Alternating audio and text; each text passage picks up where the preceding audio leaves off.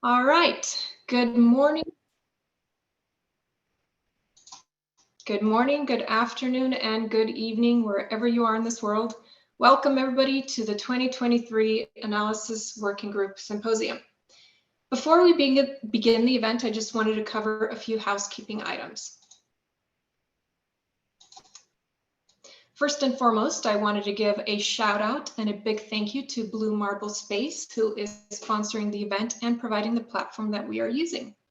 I also wanted to give a big thank you to Marco Bolt for his stellar support for this event.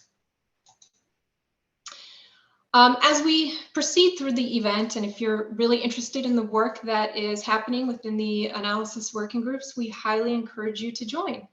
Marco will put up a link in the chat for a sign-up form, which is going to look like this. And if you fill it out, I will send that information to each of the respective AWG leads. If in case you happen to miss signing up for the form, don't worry. We'll put up this form throughout the event. And you can also find the form on our website at osdr.nasa.gov/bio/AWG/join.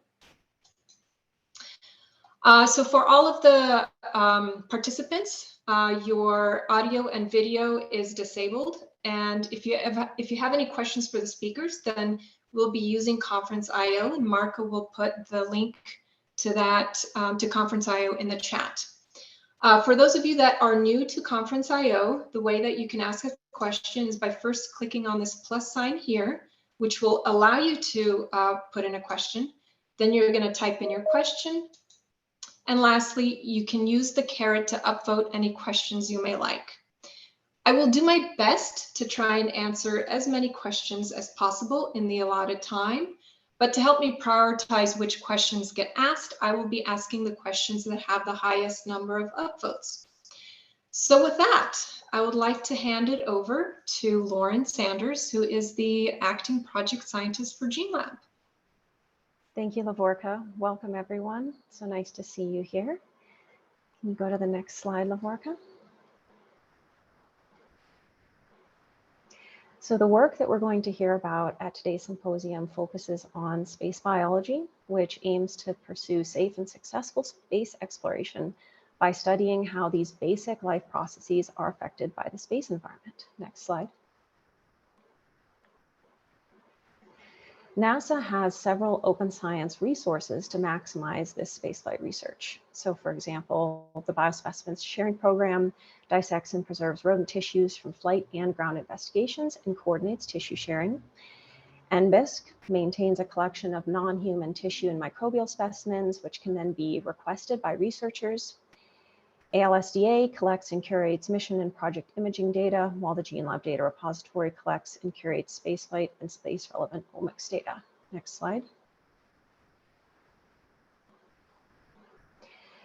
Recently, the two data repositories, ALSDA and GeneLab, along with the Biospecimen Repository, NBISC, have merged to form the NASA Open Science Data Repository. This is now going to allow researchers to search across missions to find different phenotypic, omics data, and ultimately even the remaining biospecimens from specific animals. We implement a single submission portal to streamline the process of submitting data, which is also facilitated by a user interface for research data submission agreements, or RDSAs. And across the entire database, we're working to ensure that data are maximally fair, findable, accessible, interoperable, and reusable. We have a new OSDR landing page where you can browse the data repository or access the submission portal, read more about these open science projects, or see our recent news and release data sets. The OSDR ecosystem, you can see on the right-hand side of this slide, is multifaceted. We have the data which are wrapped in an API for easy access. We also have the biological data management environment, as well as a workspace for data submitters, which uses standardized assay configurations for data submission, as well as common ontologies to strengthen metadata across all the assays. The GeneLab data processing team processes raw omics data and publishes standardized process outputs, which are also accessible on our repository user interface and the visualization and analysis platform. We also connect to various extramural data tools and databases. Here's a view on the left-hand side of the user interface that I just mentioned for the research data submission agreement, where there are many new assays that have been implemented that you can select from to enter your data and all the parameters related to your experiment. We're also about to release an update to our visualization portal. You can see some screenshots on the right-hand side, and this update will enable visualizing gene expression data sets across emissions. We're also working on an environmental data application, which will allow users to compare environmental factors like CO2 and radiation levels across missions. And we're just now starting the process of working on a machine learning modeling portal using OSDR data. We're currently in the process of ingesting the data from the Inspiration 4 mission with the appropriate access restrictions for sensitive data types. Notably, thanks to the hard work our curation team has put into developing reusable assay configurations, OSDR was already set up to receive and curate each data type. Overall, so far, 52 publications have been enabled by the OSDR system. And if you look at the graph on the top right, after the introduction of the analysis working groups, which we're going to hear from today in 2018, our user base grew significantly, and on the bottom right, after the introduction of process data and visualization, data downloads have nearly doubled. So in 2018, GeneLab formed a space biology community called the Analysis Working Groups of multiple hundreds of international scientists. The aim of the Analysis Working Groups, or AWGs, is to provide feedback on processing pipelines, essential metadata, while maximizing the scientific return on space experiments. We'll see talks from each AWG today, and as Lavorka mentioned, we'll put the link to the sign-up form in the chat if you'd like to join an AWG. So the first 4 AWGs that were initially formed had a focus on the molecular omics data types and are organized into separate focus areas: animal research, plant, microbes, and multi-omics. In 2021, a new community of researchers formed the ALSDA AWG, which focuses on standardizing physiological, phenotypic, and behavioral data. This uses the phenotypic data from the ALSDA. And then very recently, the Artificial Intelligence Machine Learning AI/ML AWG was created and focuses on reusing OSDR data for AI/ML applications. We published the AWG charter on our website, and I just wanted to highlight here that the purpose of these AWGs is to increase the effectiveness of the GeneLab and the OSDR data system and to maximize knowledge gain from all of these precious data sets. I also want to note that active participation in an AWG can lead to involvement in a scientific project and possibly authorship on a scientific paper. So at the symposium today, we have a packed morning agenda with a keynote address from Eliah Overbey, who will talk about the Inspiration 4 data and scientific presentations from AWG members. The afternoon agenda will provide us with continuing scientific presentations from AWG members, as well as status updates from each AWG. I will now pass on to Sylvain, who's the project manager for Open Science for Life in Space. Well, thank you, Lauren, for the introduction of Open Science. And then I'm going to talk a bit about Transform to Open Science to you guys. So there's really a big change happening right now for the Biological and Physical Science Division, which really has funded GeneLab for many years. So yeah, you can go to the next slide. It's fine. Thanks. And then SMD has this open source science initiative called OSSI. And if you click through the different activities we have, SPD41A is the data policy that has been put in place. 41A is the revised version from the 2019. We have Rosie's element. If you can click next, yeah, thank you. We have different Rosie's calls to support open science, and I'll talk a bit more about those grants coming up. transform to open science, that's something I'm going to talk a bit more about. But this year is the year of open science for not only NASA, but also the federal government at large. So, and then something that we are working actively on is the core services for science discovery. So the OSSI has a council and a working group at headquarters that some of us are part of. And we're building together this new ecosystem that really is supposed to be similar across all divisions. So BPS is one of the many divisions at SMD. You have planetary science, astrophysics, heliophysics, and so on. So we're just one small entity in this big ecosystem. Next slide. So talking about SPD 41A, that's the Scientific Information Policy. We revised it, the OSSI Council revised it and released a new version last year. There are some highlights that you need to be aware of because things have changed. So everything starts from that memo. So if you look on the left here, there's SPD 41A response to the new memo from OSTP. So the White House wanted to ensure free, immediate, and equitable access to federally funded research. The good news is that NASA was actively working on this before, so it didn't come as a surprise to us. And actually, it turns out SMD was very well ready for it, and SPD 41A was in the building when that memo came out. Some highlights so that you are aware of these changes as investigators. If you get funded by federal funding, especially for NASA, peer review publication needs to be openly available with no embargo period. The research data and software shared needs to be shared at the time of publication or at the very least at the end of the funding award. And in terms of more operational things, mission data need to be released as soon as possible, and unrestricted mission software developed are supposed to be open. And finally, we need to work on science workshop and meetings such as today to really broaden the participation of open science. Those are the big policies for the division. If you go for the directorate for SMD, but if you go to the next slide, the ALSDA and GeneLab, where you can go through all of them, so I can just walk through them. Thanks, that's good.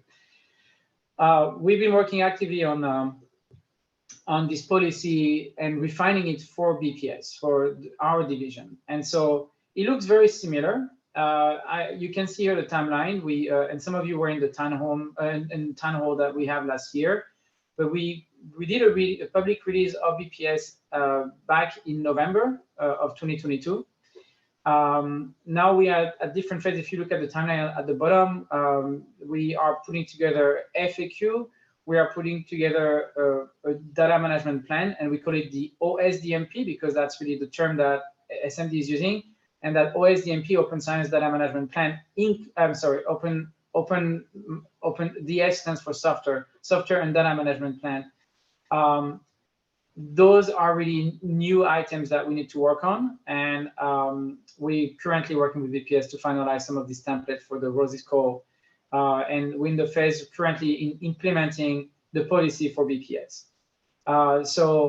Once this is put in, the goal is to reach by 2025 to have full compliance from all the PI and all the different entities. So now, if you look at the highlights, it's very similar to SPD 41A, which is, at the top here, research data and software needs to be publicly available no later than the publication of the investigation results.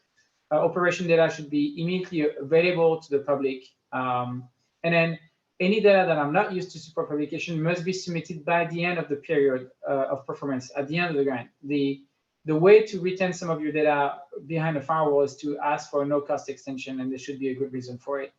So those are the main guidelines for the PI. On the data report like GeneLab and ALSDA, we under very high rules. Basically any, some of you guys have worked on the augmentation data that we have generated at GeneLab, and people enjoy this data. And as you know, for many years, we have already been following these kind of guidelines. The data are immediately available to you. There's never any proprietary time given to the data repo or the GeneLab team. And so this is really trying to, we want full transparency and equity on access to data, and that's kind of like the goal. So this is the new ecosystem. And I know it's not news to most of you. You've heard me multiple times, but I wanted to insist. One little thing that's important, the GeneLab and ALSDA has merged, and now you have a submission portal, a common submission portal. Any new PI who got NASA funding will use that system to actually do the research data submission agreement. So that used to be done by email, not anymore. It's all online and digital, and so we're very excited about this. So next slide. Okay, and then as you know, there's been quite a few calls on roses this year for open science, so I wanted to highlight some of them here. And there's a link. Go to Inspire and be familiar with F15, F2, and F8. For time's sake, we're not going to go into details. It's just there for your information. Next. So yeah, 2023 is a year of open science. What does it mean for TOPS? So TOPS is an initiative driven by SMD at headquarters. Most centers are involved with this. And so there's a $40 million budget spread over 5 years to really enable open science. So the goal is to release an open science curriculum, and we're working actively on this. Well, TOPS is, not us, GeneLab or ALSDA, but we provide some feedback. We want to engage the underrepresented communities in the advancements of open science. So it's one of the big goals. By creating a curriculum and teaching it, we hope to increase the concept of open science. And by the way, by 2027, we want to have, sorry, 2025, I forgot the time, but we want to have 20,000 people trained through this curriculum. So it's a very ambitious program. And so there are some, if you want to click on these different links at the bottom, please do so. Next. Why don't you go through everything? Yeah, thanks. So I would say one of the things that we have done recently that really highlight the concept of open science is really our education program with GeneLab for University. And we really took two different approaches. What we call the direct approach is teaching students directly, just like you've seen in the past with older programs like GeneLab for high school. We teach students, except they are typically undergrad or graduate students. And starting in 2021 with San Jose State University as a first pilot. We call those things student boot camps. This year in 2023 there will be a space bio and amplicon sequencing a boot camp. In 2021 it was focused on RNA-seq. But the other thing that's a lot more exciting to me, I think, is really the GeneLab for You indirect approach, where we are training the educators. So it's an educator boot camp. And the beauty with this is once we train these educators on our tools, and they can go and teach their respective universities. So we had the first pilot last year in 2022. This was supported by JPL. It was very successful. There were 6 professors and 4 graduate students that took the class. They were, 4 of them were from HBCU and MSI. And then what was really exciting is last fall, one of these professors taught her class with the material we gave her.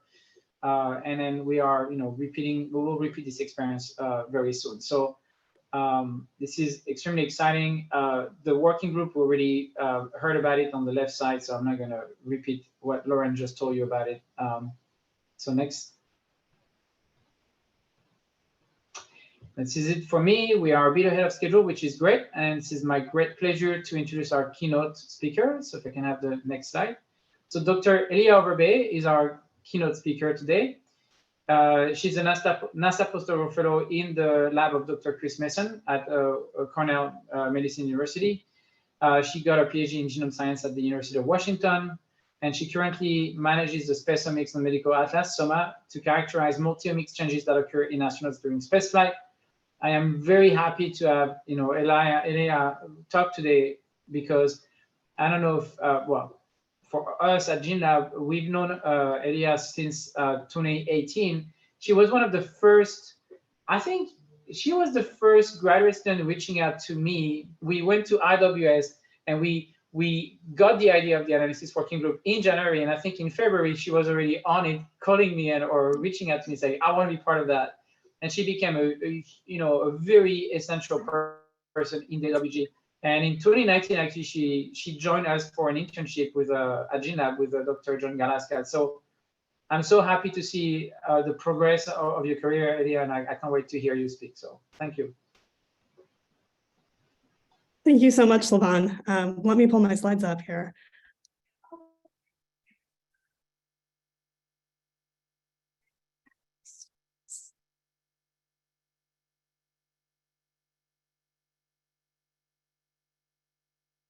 All right, thank you for inviting me. I'm excited to be speaking at the symposium today.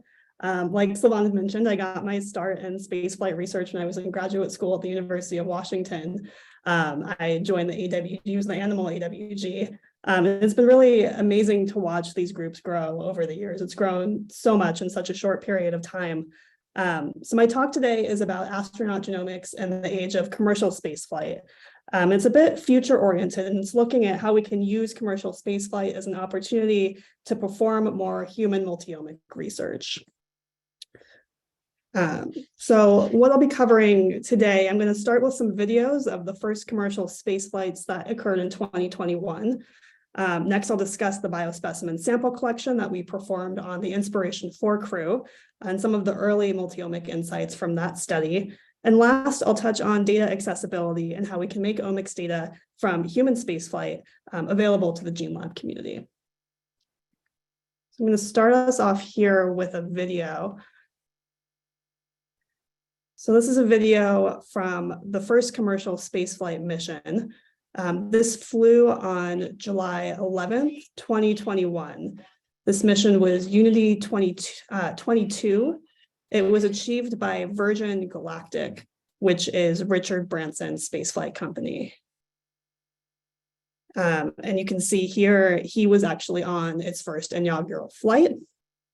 The way this system worked was that there was actually a mothership plane that flew this shuttle up into the air. This shuttle detached and then rose up into space, giving the crew members a few minutes of microgravity exposure before coming back down. And that's the view from space. Welcome to Witnesses. Those two pilots were on the mothership, welcoming the crew members aboard the spaceship into space, into their suborbital flight. So this is a schematic of what that looks like. You can see the ship detaches from the mothership, climbs vertically, reaches its apogee in space, and re-enters. This next video I'm going to show you is Blue Origin's first commercial astronaut space flight. This flew July 20th, 2021. This was about a week after Richard Branson's flight. And Jeff Bezos, similar to Richard Branson, he was among the crew members on this inaugural flight. In total, Blue Origin to date has flown 6 commercial astronaut missions, and these last about 10 minutes in duration each. So Blue Origin's flights actually pass over the Kármán line, which is the internationally recognized barrier or boundary into space. The Virgin Galactic flight flies a little bit under the Kármán line, but still meets NASA's definition for the boundary of space. And here you can see the booster from the Blue Origin rocket is landing on the launch pad, or the landing pad, rather. Smooth touchdown. The capsule with the crew has separated and is in space in microgravity at this moment. I've cut out a bit of scenes in the middle here, but you'll see the capsule descending from flight with the 4 crew members aboard. Your booster has landed. So there is the capsule with the crew. It's about to deploy the parachutes. They've spent their few minutes in microgravity and are now returning to Earth.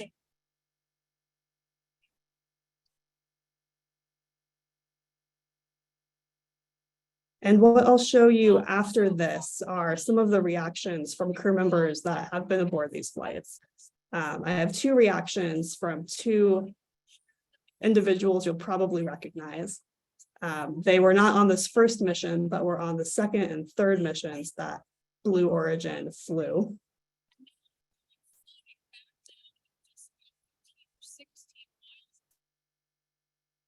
A little bit of a time lapse there. They weren't that close to the ground when the parachutes deployed, but there they are hitting the ground relatively softly.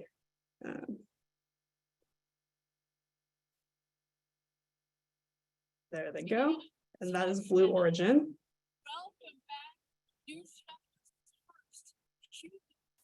So those two missions together were the very first commercial astronaut space flights, each achieving around a 10-minute flight in the air. And you can see the booster and the capsule are both successfully on the ground and separate from one another. An overview of Blue Origin's flight, where you can see the capsule separation from the booster and the individual lands. And I'm going to stop talking for the reaction videos. Done something. I mean, whatever those other guys are doing, what isn't, I don't know about that. What you have given me is the most profound experience I can. I'm so filled with emotion. It just happened. It's extraordinary. So we got I hope I never recover from this. I hope that I can maintain what I feel now. I don't want to lose it. But it's a crazy feeling, like the feeling, Michael the Strahan, feeling when the former booster NFL goes off, player. the rocket goes off, and it detaches, and you don't know what's up from down. And your body just goes like this, and you take off a seatbelt. But naturally, it feels natural to move. You're like swimming in the air. But if you swim, you don't go anywhere. You actually have to push off things and touch them very gently, but it feels very natural. And just see the curvature, the atmosphere, blue, the earth. Just, it was too short. The trip was too short. Right, like you said, it was too short. These missions with Blue Origin and Virgin Galactic are quite short in duration. All right, so the reason I show these videos, it's not just because they're landmark commercial space flights, but it's also because they give us insights into the mind of a civilian astronaut. So NASA astronauts, they do science as part of their job description. Commercial crews are under no such obligation, and their reasons for space travel can be highly variable. So William Shatner, he had a very poetic and emotional experience to spaceflight, and future astronauts may have non-scientific priorities for their space travel. It may be more for artistic endeavors or internal personal experiences. Another reason I showed this video, we saw from Michael Strahan, he mentioned that these flight opportunities are very short. So there are some scientific experiments and technology tests that you can do in these short time frames. It is more consecutive time in microgravity than a parabolic flight, but it is very short duration, and you're going to get very limited time in microgravity and very limited radiation exposure due to the lower altitudes. So that said, Blue Origin does fly science on their missions. So that is an opportunity that's available despite some of these considerations. So there was one more commercial space flight in 2021, and this mission was first announced during a Super Bowl ad. I'll play this now.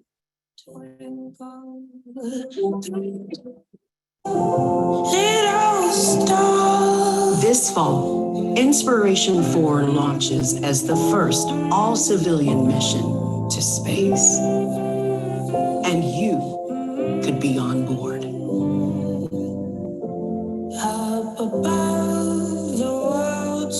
Visit inspiration4.com for your chance to go to space. During the Super Bowl, this was the actual launch itself. It occurred later that year in September 2021. This was down at Cape Canaveral. And we collected samples from this crew before flight and after flight, and the crew collected some of the samples themselves during the flight mission. They were up in space for 3 days, and this was the first orbital space flight. So Virgin Galactic and Blue Origin are suborbital. This one actually spent time orbiting the Earth during its time in space. So who were the crew members that were selected from that raffle?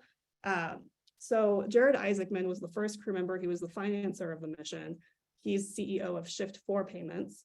And he selected 3 crew members to join him. The first one was Siam Proctor.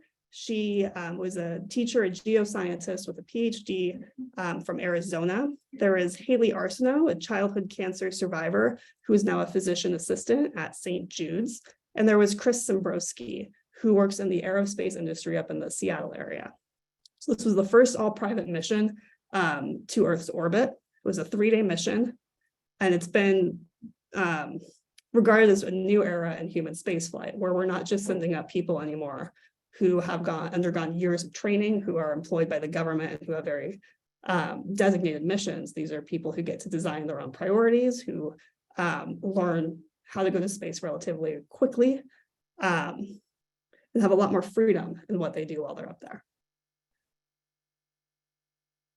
So for quick comparison, these are the heights that Blue Origin and Virgin Galactic achieved, 106 and about 80 kilometers for the first Blue Origin mission and the Virgin Galactic Unity 22 mission. If we look at where other things are located, we see the International Space Station is in orbit higher up. The Hubble Space Telescope is above the International Space Station. And above all of that is the orbit that Inspiration 4 went into. So this flew above the International Space Station and Hubble Telescope, increasing the amount of radiation that the crew is exposed to compared to other missions. And what is all of this building to? I think what's really exciting about this is traditionally NASA, ESA, other government agencies have been the ones pushing human exploration of space, particularly ambitious missions like a journey to Mars. And what we can do with these commercial space flights is you actually see civilians are interested in participating in the scientific and technology development to push these ambitions. So previously, what have we done with omics data? I'm guessing pretty much everyone on this call is probably familiar with the NASA twin study. This was the first omics study in a human research subject, a human astronaut. So this was a study that happened in 2015, where Scott Kelly went to the ISS for 340 days. His twin, Mark Kelly, stayed on the Earth and served as a ground control. During this time, a variety of different collection protocols were performed and analyses on different samples and measurements. So there were different biochemical and cognition tests. Of particular interest to us are the epigenomics, gene expression, immune, metabolome, microbiome, proteomics, physiological, and telomere assays. So this really laid the groundwork for how you can collect all of these multimodal types of data and perform an integrative analysis on it between a subject in flight, between pre-flight and flight, post-flight conditions, and really study how the astronaut genome is affected during spaceflight. So what were some key findings from this? The study was published back in 2019 in Science, and a general overview of what was observed during this was that there were wide swaths of changes during spaceflight. So we can see this gray block in the middle. These are summary statistics, basically summarizing the vast amounts of multi-omic data that were collected. So we can see across all these different analyte types, cognition, cytokines, metabolites, microbiome, proteomics, and telomeres, there are shifts during spaceflight caused by the microgravity, by the radiation, by the isolation. And so really what we need to do though, well, there were a bunch of follow-up studies. So it wasn't just a one and done paper. There were a bunch of different ways that people looked at this data. One thing that people found was that the immune system rapidly responded to gravity upon returning to Earth. So you can see there's different cytokines here that had a response. Specifically, blue is the flight subject, Scott Kelly, had a spike upon return to Earth after being relatively stable during flight. So we see responses like this where astronauts react suddenly upon returning to gravity. We also see changes that occur during flight itself. An example of this for telomere length, how that's longer during flight. TW was the flight twin, HR was the ground twin. We can see the subtle shift in the length of telomeres during the mid-flight time points compared to the pre-flight and post-flight. So we're seeing from these crews changes during spaceflight and also a reaction upon returning to a gravitational environment.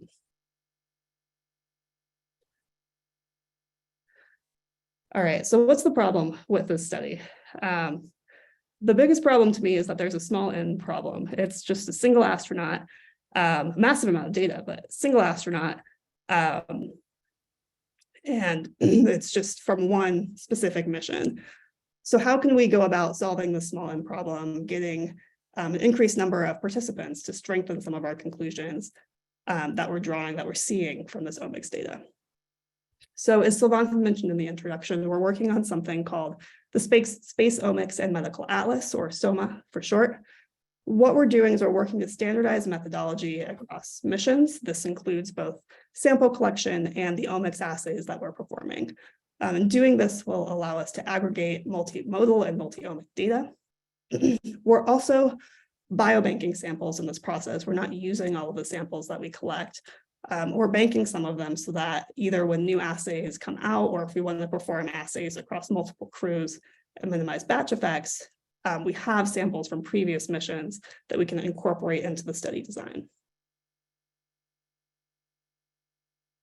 So for inspiration 4, what did that biospecimen sample collection look like? So this is an overview of everything that we collected. We had longitudinal data, so we collected from 3 time points pre-flight, L-92 days, L-44 and L-3. The flight was 3 days long, and we got 2 collections for a few different biospecimens during flight. Some things were more difficult to collect during flight. For example, nobody was trained to perform venipuncture in the microgravity environment. So we weren't able to collect venous blood, but we were able to collect capillary blood and saliva. We collected data post-flight as well. The soonest we had access to the crew was a little less than 1 day after they returned from their flight. We also collected data at R+45, 82, and a limited collection at R+194. So what specifically were these collections? For venous blood, we collected a variety of different tube types that allowed us to collect different components of the blood. So we collected what's called a blood RNA tube. This allows us to preserve the RNA really stably upon collection. So that gives us total RNA. We have a cell-free DNA blood collection tube, which gives us plasma that we can use for cell-free DNA sequencing. We also get a cell pellet in there that's full of various DNA that we can use for whole genome sequencing and other epigenomics work. We get a cell preparation tube, CPT, which gives us plasma. It gives us PBMCs that we can use for single cell sequencing, and also more DNA from cell pellets. We collected 4 K2 EDTA tubes. What we do with these is we do some blood work, a complete blood count with Quest. We look at extracellular vesicles and particles, or EVPs. We do some proteomic work on that. And we can also collect additional PBMCs that we have biobanked. The last tube is a serum separator tube. This gives us serum that we can use for various cytokine panels, as well as a comprehensive metabolic panel that we run at Quest. We also get more DNA from a cell pellet. We basically save we keep those cell pellets, even though it's a bit non-standard to isolate DNA from the cell pellets of these tubes. But when you're working with spaceflight samples, you never want to throw anything away. So we have all of that still in our freezers. Some of it's been extracted to DNA, some of it's still in this cell pellet form. So we also have capillary blood. This we collect with a contact activated lancet. So you'll press the lancet, the crew will press their lancet against their fingertip. It'll form a very brief stick. And then they collect blood onto a specific card matrix called a dried blood spot card, or specifically a Wantman protein saver card. So at each time point, and they were able to do this during flight. So at each time point, crew members would basically fill each of these 5 spots on their Wantman card. So we've also collected saliva. We collected this a couple different ways. We had crude saliva, so they were spitting directly into Eppendorf tubes. And as long as you immediately store this at -80, that will be well preserved. We also had a collection device that specifically stabilized nucleotides. So this had a stabilization solution inside the tube. And we have that as well for looking at either human omics data in the saliva or microbial communities. We also got urine. We preserve this in 2 ways. First is just crude urine, just freeze the urine as it is. Second way is urine with a conditioning buffer added specifically to help preserve nucleic acids, again, prevent any degradation. In collecting these in multiple ways, some assays that are non-omics, you don't want to add any sort of chemical preservative to it. That's why we've collected it both ways. Right, stool samples. These were actually some of the harder samples to get from the crew. So we don't have complete compliance at every single time point with this sample. Maybe it was because of how you have to collect your stool samples, but we do have some participation in this this collection. So we preserved it in two separate ways. One's with a metabolomics preservative tube, and another was with a tube specifically designed to preserve the microbiome. Okay. So we also have skin swabs. We did this in two different ways. For surfaces that were already wet, such as an oral swab or a nasal swab, they would just stick the swab right where it needed to be, move it in a circular motion, collect the microbial communities from that area. For some other locations, just to increase the amount of absorbance of the swab, they were dipped in nuclease-free water first, and then they were swabbed either behind the ear and the armpit, the underside of the forearm, the back of the neck, the belly button, the gluteal crease, the T-zone, and between the toes. And these series of swabs were also performed in flight. Right. Rather interestingly, we did get skin biopsies from the crew. This is one of, I think, the cooler omics sample types to look at, because we could actually do spatially resolved transcriptomics on these samples. That's why we wanted a tissue sample. You can look at things spatially. So we took these biopsies from the deltoid region. We did a skin swab to get the microbial community before collection. We then had a doctor perform the skin biopsy. It was a 3 millimeter in diameter biopsy. Part of that tissue was sent off for histology with the doctor. The other part of that tissue we performed spatially resolved transcriptomics on. And we got this at 2 time points. We got it about a month before they had launched, and we got it within a day after the return from the mission. All right, the last samples that we collected were environmental samples. So these were samples that were only collected in flight, though we did collect them in some of their training capsule at Hawthorne when they were there training during a few pre-flight time points. So that data is available, but I think the data people are most interested in is the in-flight data. So there were 10 different swabs that were collected. The first was a control swab that was just held up in the air. The others were different areas around the capsule. So there's different buttons on the panels and screens in front of the crew. There's the viewing dome up where the cupola is, where you can actually get your view of space, view of the Earth. Side hatch mobility aid, which just helps you navigate around the capsule, the lid of the waste locker, some areas around the seats, around the commode panel, different parts of the touch screen. And then there was something called a G-meter button, which it's still a bit vague to me what exactly that does, but apparently it was a button they were not supposed to press. So not the most microbial rich community on that one.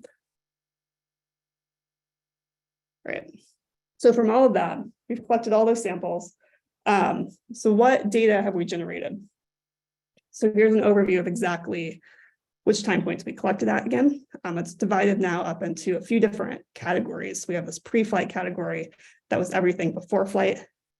We have our during flight time points. Then we separated the post-flight time points into the immediately post-flight time point, and then called the other time points recovery. So this is where we're at in terms of data.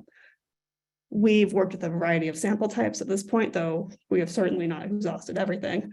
So we have whole blood, serum, PBMCs, plasma, there's extracellular vesicles and particles, dried blood spots.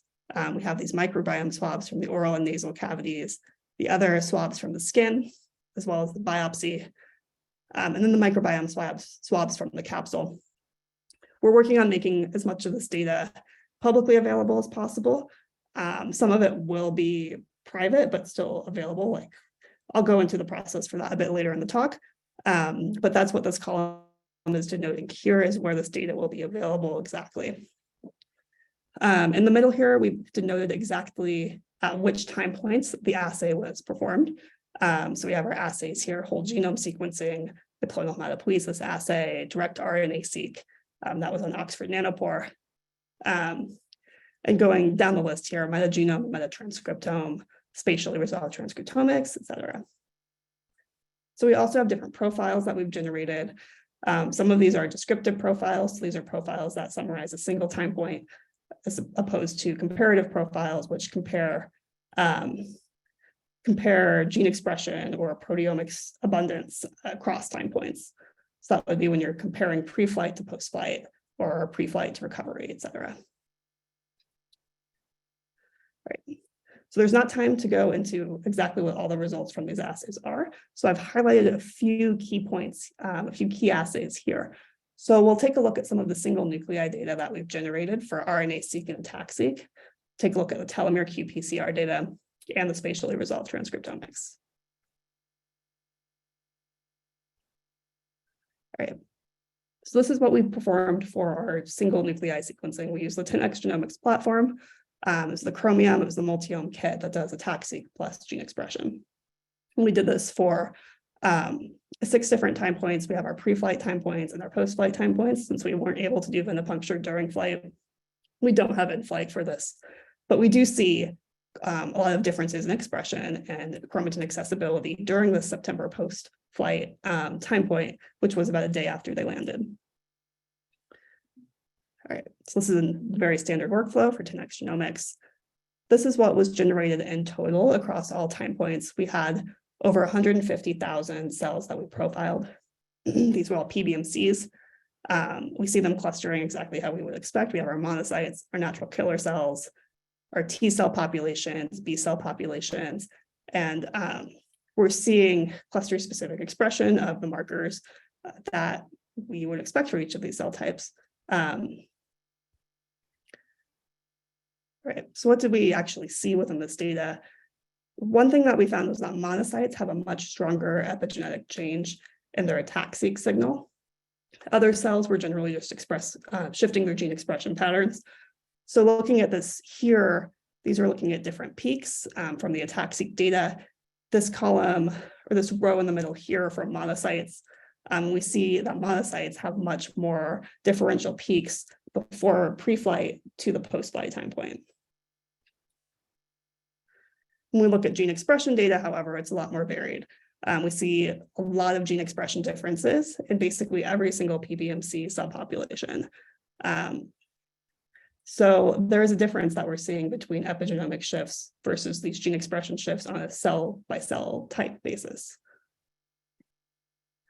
The good news is all of these differential changes that we see, they tend to shift back to baseline when you look immediately post-flight to some of that long-term recovery data. So this happens for both the number of differentially expressed genes that we have per cell population, and also for the differentially accessible regions in the ATAC-seq data. We've also seen some of the chromatin remodeling reflected in the gene expression data.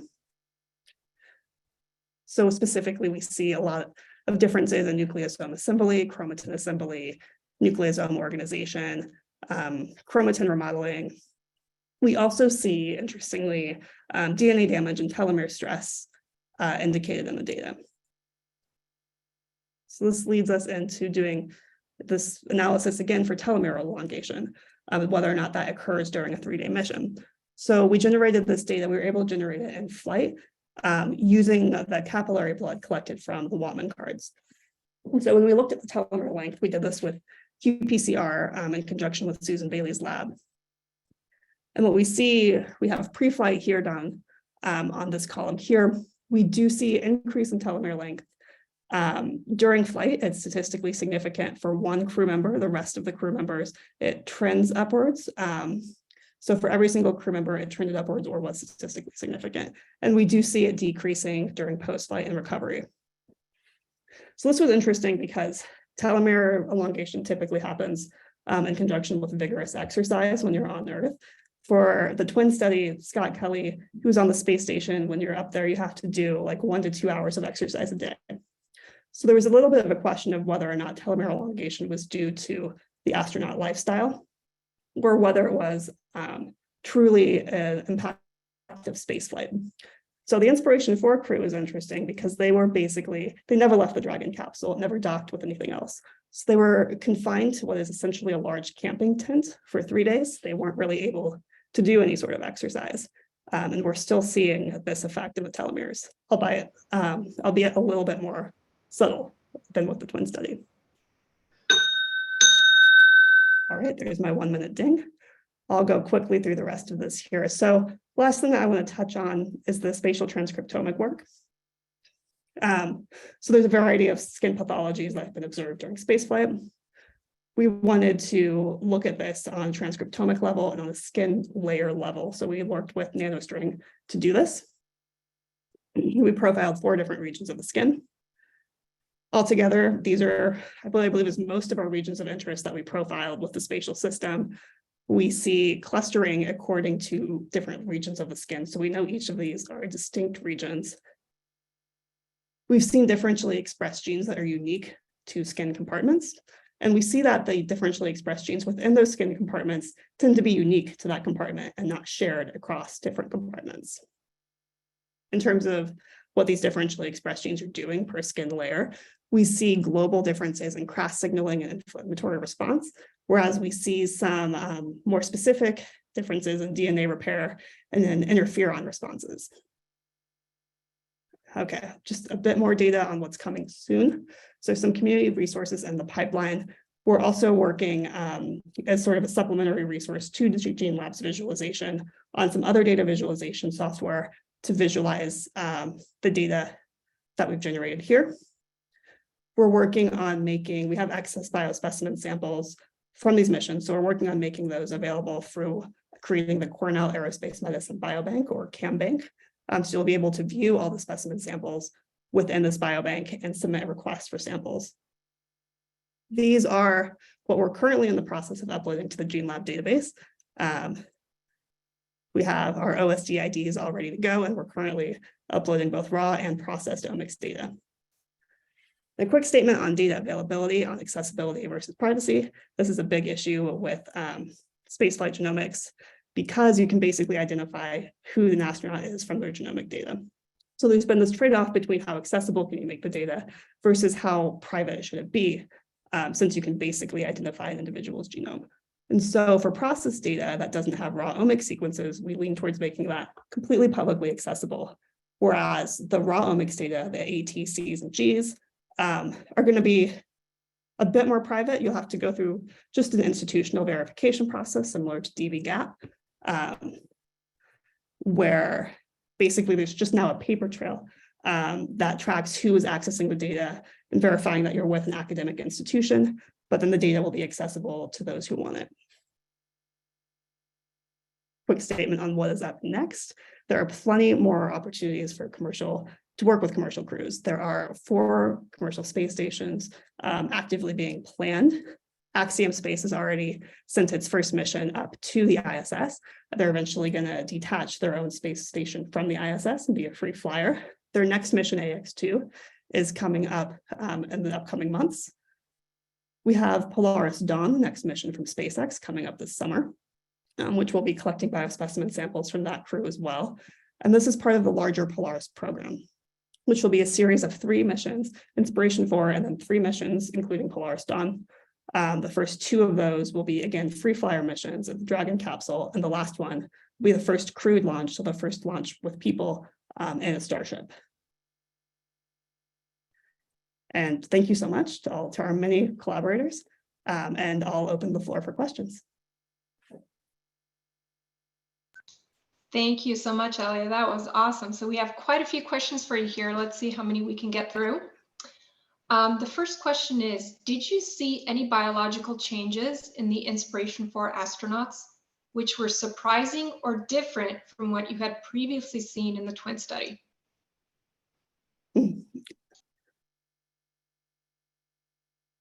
So we do see a lot of individual crew member variation in gene expression data. If you start actually digging into the heat maps, looking at individual gene expression, it's not, a homogeneous profile. And so there's a lot of things that are slightly different than the twin study. And it really drives home why we need to perform this on, wide varieties of crew members, really increase that N number, because these responses to spaceflight aren't homogeneous. What that means downstream when you extrapolate it to a multi-year mission, that's still very much unknown. But we can see within 3 days, people have very different responses.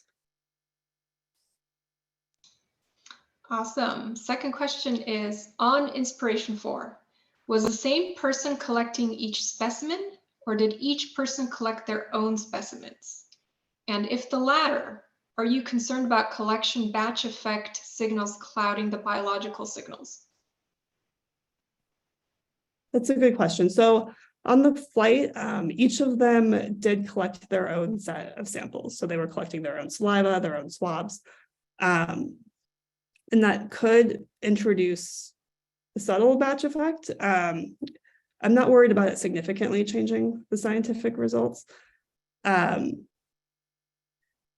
Because ideally these tests should be rigorous enough to withstand a bit of user difference. Because I think, when we're in the lab, we worry about batch effects a little bit from which person is isolating DNA, for example, but there are still these large consortiums that will aggregate data across multiple institutions, or people who download data from databases from a variety of institutions, different people doing slightly different things. And you're still able to get results from that. I think really what we need to increase our confidence in the results is just performing these over and over again so we can abstract away any individual variation. Awesome. We got a lot of questions for you here. How do these data compare to other studies of human immune microbiome response to short periods of non-spaceflight types of stress? So I haven't actually finished integrating all of the put the Inspiration 4 data totally in context with previous studies yet. So I feel talking like I'd be a little bit out of my domain if I speak too much there. So I'll throw this back to you. I want to get the data uploaded as soon as possible. And whoever asked that question hopefully can answer that within the next few months. Awesome. Next question is, will microbial specimens also be made available for request?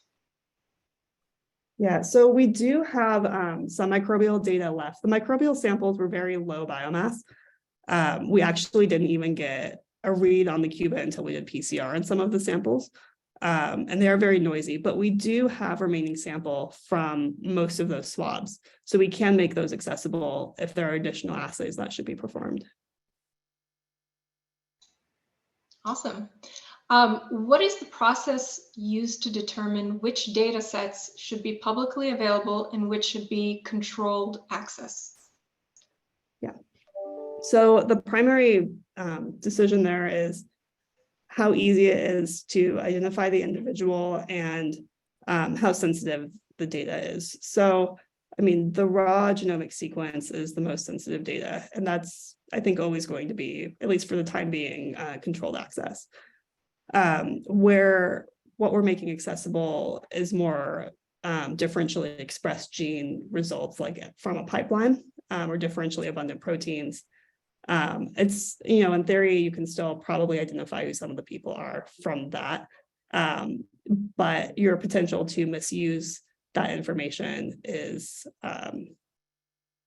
much less than if you had the raw omic data, assuming there's a bad actor there. All right, we have a couple more minutes here. I think we might be able to get through a few more questions here. On Inspiration 4, besides omics, was cortisol, glucose, and/or other endocrine or exocrine measurements taken from blood or saliva? No, we don't have that. We've run some cytokine panels and some cardiovascular panels from Eve Technologies and Alamar Biosciences, but that did not include cortisol or some of those other markers. All right, one last question here. I think we are almost at time. Are all the data from the samples shown in the slide going to be submitted to OSDR? Yes. All right, perfect. Maybe one last question here. What is the preservative for metabolomics that was used?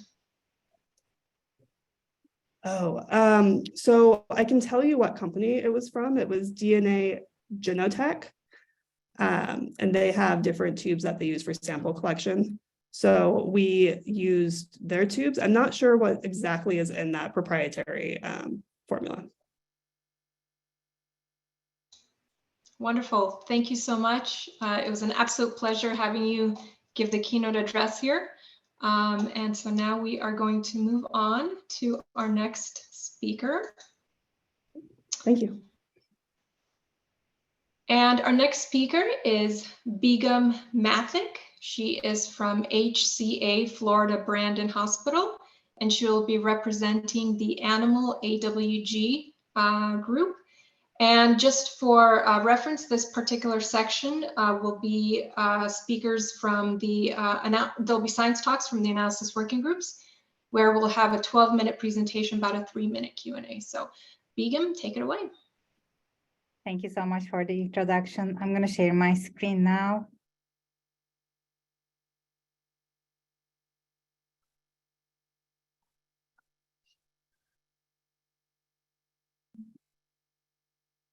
Just one second.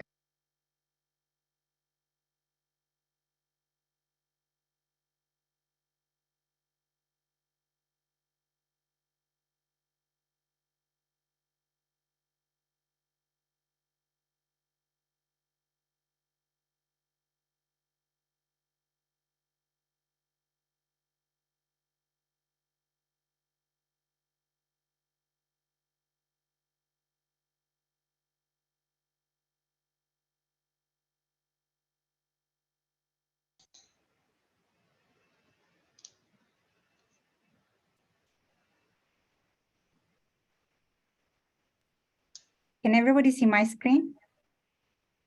We sure can. Okay, perfect. Thank you.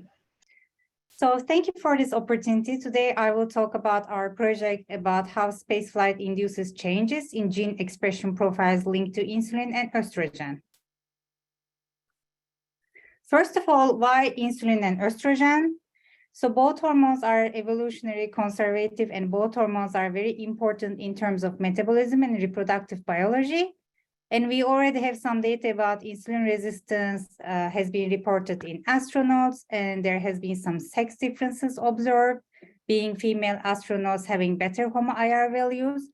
It's also clinically important because insulin resistance is linked to polycystic ovary syndrome, type 2 diabetes, cardiovascular diseases, and fatty liver. And fatty liver, in terms of fatty liver, we also have evidence of space data showing lipid dysregulation during space flight in mice liver.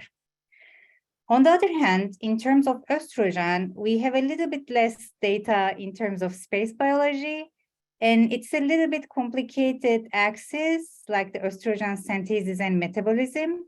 So we have the hypothalamus here, you can see it. We have the pituitary and we have the gonads, so which we called it the HPG axis.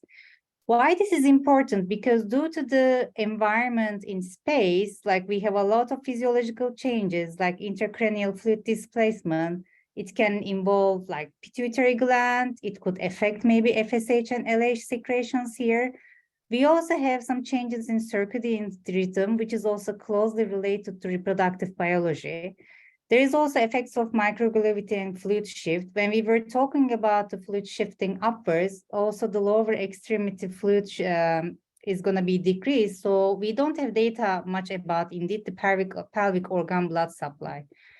There is another important thing is that we all know ovaries are radiosensitive.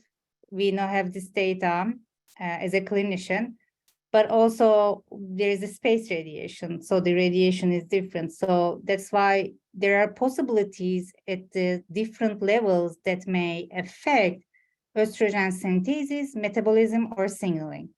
And also both hormones are interact each other. Like you can see, estrogen improves insulin sensitivity in animal models. Estrogen receptor activation improves hepatic steatosis. And when you have knockout mice models too, you have hepatic insulin resistance. And in terms of human data, we know that during the postmenopausal transition and postmenopausal time, there could be alteration and dysregulation in lipid profiles of the patients and more prone to insulin resistance. So what are the possible mechanisms of insulin resistance during space flight? So it could be due to altered lipid metabolism, and it can create a vicious cycle between both of them. And we have data published about this one. It could be due to mitochondrial dysfunction and endoplasmic reticulum stress. We also have proof of mitochondrial dysfunction during spaceflight. It could be also due to circadian rhythm changes. Another issue in space biology is the immune cell dysfunction. But this is the area that we don't know much, how the estrogen signaling is changing, and if so, how it's going to be related to insulin resistance. So this is our team who made this study possible. So I just wanted to show our team before we go talk about more about the study. So this is our graphical abstract. To understand those two hormones, what did we do? First of all, we utilized the NCBI gene list for genes linked to insulin signaling, genes linked to estrogen signaling, and also a separate gene list for the insulin resistance. Then we have the female mice here, which is from RR1 mission. It was a 37 days mission at ISS, and the mice euthanized at ISS. And we have different organs from the same mice cohort. So you can see even different sets of muscles here: liver, eye, adrenal gland, and a kidney.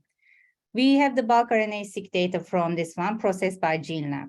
We also have some human data, astronaut data from JAXA and Inspiration4. I'm going to start to talk about first the mice data, then I will continue to talk about human data. When we first analyze the female mice data, we look at all the organs that utilize the RNA-seq data, and we notice that spaceflight has a global impact on differentially expressed genes linked to insulin and estrogen signaling, and it was like across different organs. Because we have a lot of findings, I need to focus one of the most important ones, and I will focus on liver here. When you look at this column, you can see it for both insulin and estrogen-linked genes, they were downregulated in the liver. And in the next slides, I will explain why this is important. We also performed gene set enrichment analysis, and I will specifically talk about liver in this one again. But you can see also different levels of insulin and estrogen gene set enrichments across tissues. This site is mostly muscle, and this site is the other organs. But when we look at the liver again, you can see most of the gene sets related to insulin and estrogen pathways, they were negatively enriched in the liver data sets. And I can give you a few examples. One of them is the insulin receptor signaling cascade. Another one is response to insulin. And another one is the estrogen signaling too. We also performed ingenuity pathway analysis, and we specifically look at the genes, differentially expressed genes related to insulin signaling in the mice liver. And when we look at them, you can see those are the downregulated genes in the insulin signaling pathway, and their downregulation related or associated with the increased activity of hepatic steatosis and insulin resistance. Indeed, this was interesting to see because we have a publication already from the RR1 mission showing also histologically evidence of lipid accumulation in the same mice cohort. So when we are moving forward with the human data, I just need to move this panel a little bit on here maybe. We are going to look now the expression of insulin-linked genes and how they change pre-flight and post-flight. So we have the gene sets from NCBI again. Then we have the plasma cell-free RNA-seq data from the astronauts. And this heat map shows the insulin signaling upregulated genes during post-flight. And this one is the differentially expressed genes downregulated during post-flight. And I want to show you, we cannot go all over the genes separately, but I just want to point out a few interesting things in this slide and the next two slides. So first of all, interestingly, when you look at the changes during flight and post-flight, some of the genes change throughout the whole post-flight duration, regardless of when you're back 3 days, 1 month, 2 months, or 4 months. But some of the genes have a specific pattern, initial upregulation, then going back to baseline. So this was interesting observation, and we try to still working on which group is having like a different expression profile. And I can give you a few examples also in this one. In the post-flight, you can see estrogen receptor 1 here, and this is like AKT1 here. Especially AKT1 is upregulated throughout the post-flight, all the periods and time frames. And this is very important downstream signaling of insulin. And on the other hand, when we look at other important changes, this is a glucose-3 transporter gene encoding GLUT3. So this was downregulated during the post-flight period too. Then we have this heat map, and we plotted the pathways based on the changes on these heat maps. And we see some enrichment of specific pathways, and with the differentially expressed genes in the insulin signaling, the significant or enriched pathways were, one of the top one is the cholesterol metabolism, interestingly. But also you can see, even though we are looking at the genes related to insulin signaling, you can see the enrichment of estrogen signaling pathway here too. And some of the enriched pathways are also interestingly associated with infectious diseases. So this slide is a similar setting again, but this time we look at the estrogen signaling genes and how the pathways change post-flight, compare upregulated post-flight and downregulated post-flight. And I will give you a few examples again, because we cannot go all over each gene, but there are some interesting ones. One of them is the circadian rhythm. It's upregulated during the post-flight period, especially in the early time frames. And another one is cytochrome 17A1. This is a gene encodes the stereogenetic enzymes. This was upregulated throughout the post-flight period. I found this one is interesting too, follistatin, because follistatin is important in terms of reproductive biology, but it's also important for muscle mass as well. And this is, again, we look at the same heat map and we perform the pathway analysis, but this time we utilize the insulin-resistant linked gene sets. Then we observe some changes as well. One of the most important here I would like to highlight is the CRP. This gene encodes the C-reactive protein. This one is upon return, the first 3 days, this time frame, it was upregulated. But then it's changed and it was upregulated again towards to the end. So I think this is important for long-term follow-ups because CRP itself clinically is also associated with insulin resistance as well.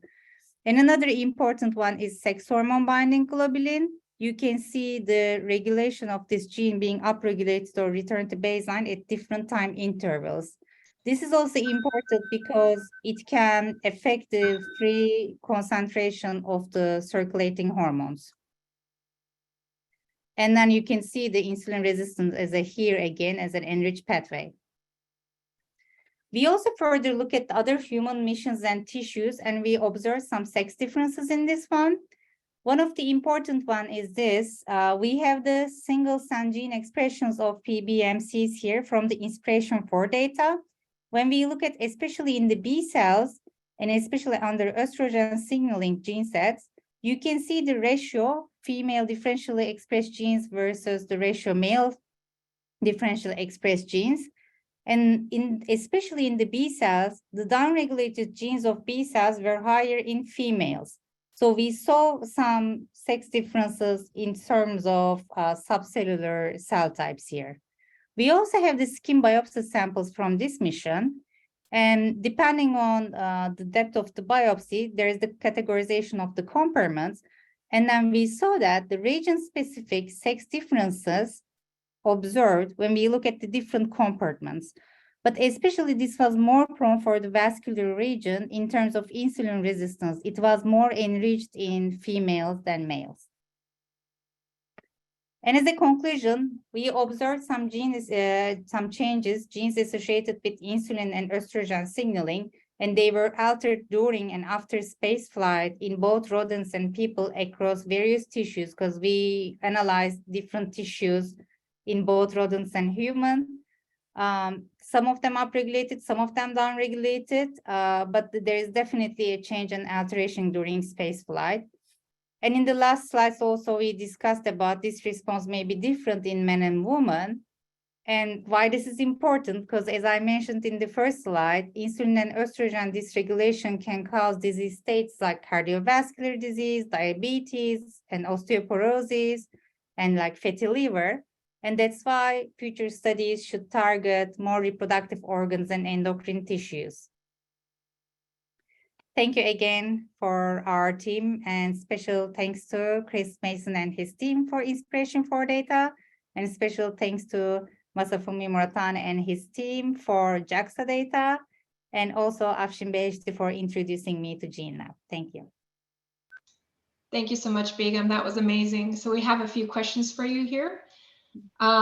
First one is, can you please speak about the relevance of your findings for terrestrial diseases such as polycystic ovarian syndrome and non-alcoholic fatty liver disease? Perfect. Thank you so much.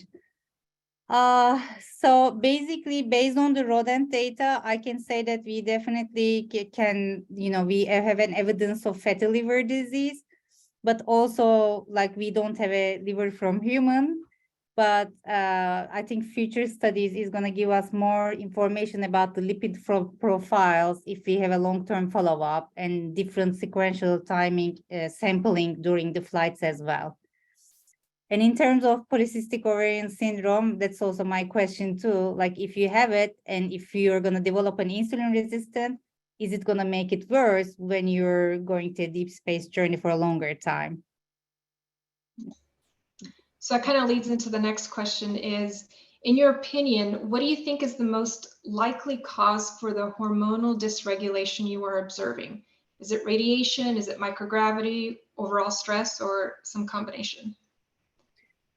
So we look at the gene level. Also, it's I need to like have more data about in terms of blood sampling and hormone levels. But my hypothesis and our group, when we discuss it, it could be overall effect. That's why I showed the HPG axis. There are multiple levels that estrogen signaling or estrogen metabolism can be affected. And I can talk about more to like each level or like. Thank you so much, Begum. We are out of time. I really appreciate you giving us your time in this wonderful presentation. We do have to move on to the next speaker. All right, so our next speaker is Andrés Caicedo. He is from the Universidad de San Francisco de Quito, and he will be representing the Multi-omics AWG.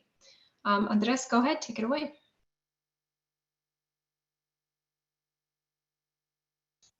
Andrés, you're muted. Yes. Thank you very much. Thank you very much to everyone. I'm setting up my presentation at the moment. I will be with you in a second. Perfect.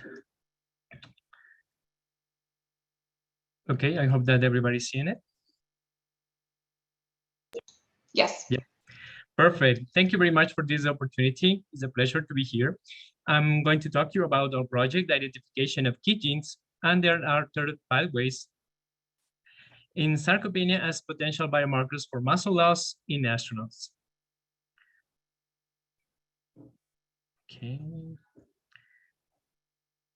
Okay, so I would like to introduce you our group here in Ecuador and the Universidad of San Francisco, which is composed by Veronica, Alison, Yvonne, Juan Esteban, and myself, which we are very interested in human health, and we use cell biology and bioinformatics and big net analysis tools in order to propose new biomarkers and also new therapeutic use to be further studied.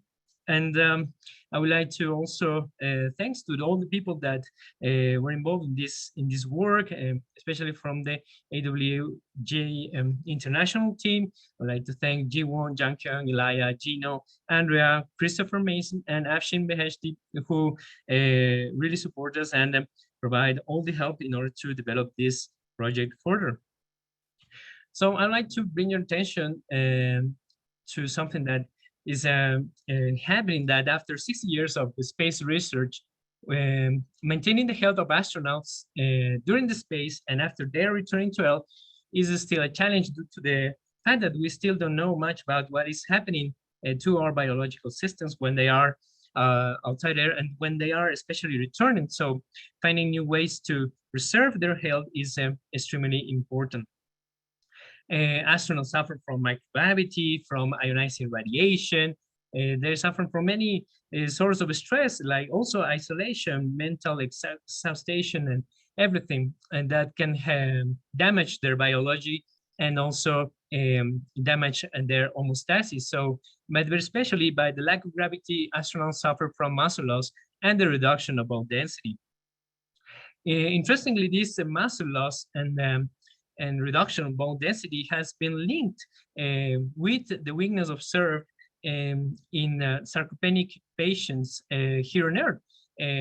So the lack of gravity induces this loss of muscle mass, but also old age and the lack of activity and also the lack of proteins is harming the old population and make them then lose their muscle. And this loss of muscle is something that we really need to take care of, because this led to an accelerated biological decline and also frailty, meaning that if you lack the capacity to perform activities, you will also increase your or decrease your capacity to do activities that will help you to maintain a good health. So this is very important. So regarding this part, new biomarkers of muscle loss and also understanding the biology of each of the individuals that go to the state of our astronauts that go there will be very important in order to suggest personalized pharmacological interventions that can help them to preserve their muscle mass and to have a safer return to Earth and also an adaptation to gravity.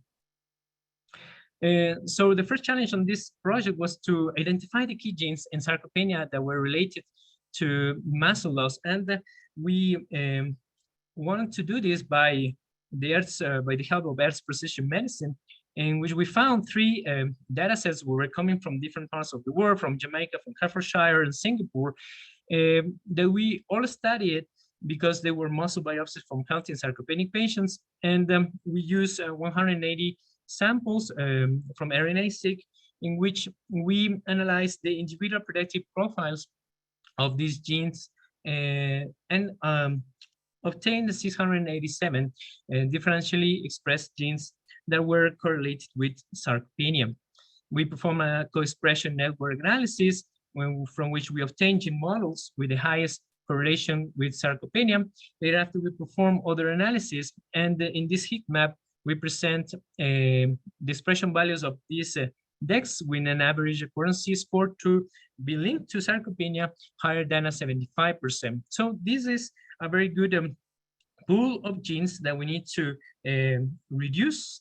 And in order to reduce them to have a more focused gene set, we perform a gene ontology analysis from the Brown model, then the overlap with the differentially expressed genes with different levels of significance, and the network analysis using cytoscape from the Brown genes. And we obtained 21 key genes that were highly significantly correlated with the disease, and they have among the different profiles very important biological pathways that are deregulated in these samples. So we analyzed the mean accuracy score of these genes related to sarcopenia and found different responses, for example, from protein ubiquitination to cellular response to stress, obviously that were linked to the sarcopenic phenotype.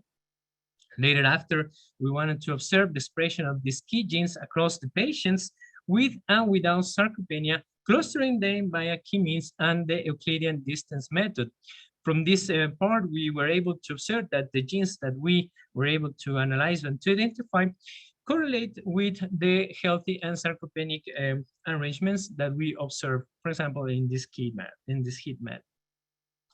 Thereafter, by identifying these key genes, we wanted to enrich and to observe the key cellular functions that were perturbed on these ones, and observe, for example, that in ADPH activity, fat, proton channel expression, melanocortin, and glutamate activity were perturbed. So this brought us attention to many interesting metabolic pathways inside the mitochondria and also outside mitochondria. So after finding these 21 key genes, we wanted to test them now in the samples that were coming from space, from the space flights, from the data available from AWG.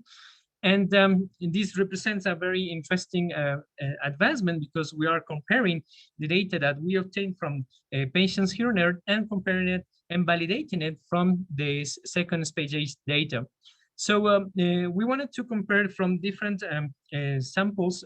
One of them is UVEC cells, which are, well, isolated cells that spend time in space, plasma, cell-free RNA coming from JAXA, and skin and blood samples coming from Inspiration 4. What we observe, interestingly, is that when you are using single cells, and these single cells are not in a systemic response to space, we were able to observe that no deregulated genes were found. So this is very, very interesting, and also, well, very comprehensive, because muscle loss is a systemic response that even involves the activity of the immune system. So this is something that very interesting, and remarks the importance of using more complex tissue samples than rather only cells. Later after, we made an analysis of the gene expression from JAXA using the cell-free epigenomes. Like we use these data cells coming from a sample of plasma, analyze the cell-free RNA from the different time zones of the mission, the pre-flight, the flight, and the post-flight. And we were able to observe that these 21 genes were differently clustered in this sample. So this give us the insights that the genes that were associated with sarcopenia were actually moving in this interesting blood sample, which brings us to the idea of what could be used as a liquid biopsy in order to find markers that can be used to understand the physiological response of our astronauts in space. Then after we used and validated these key genes across the different skin compartments, as was mentioned before, we were able to observe that the genes that we identified were differently deregulated in the different layers of the skin that were analyzed. And this is very interesting, as bring us some ideas that the complexity of a tissue is highly responsive to the different stresses that are suffered during the space missions, and that after flight can be deregulated, and it could be very important to know how to maintain them at good levels after the astronaut came to Earth. Then as it was important to observe the different data sets and also to validate the key genes that we were analyzing, we observed the dynamics of the expression of the blood cells. And we were able to analyze our genes in B cells, CD4 and CD14 cells, but especially in PBMCs, because, well, this is a very complex population of cells, but they reflect how our genes are, the identified genes in sarcopenia may be acting. And interestingly, we were able to observe that during pre-flight and post-flight, the identified genes were deregulated, and some of them were common to most of the cells that we were able to observe.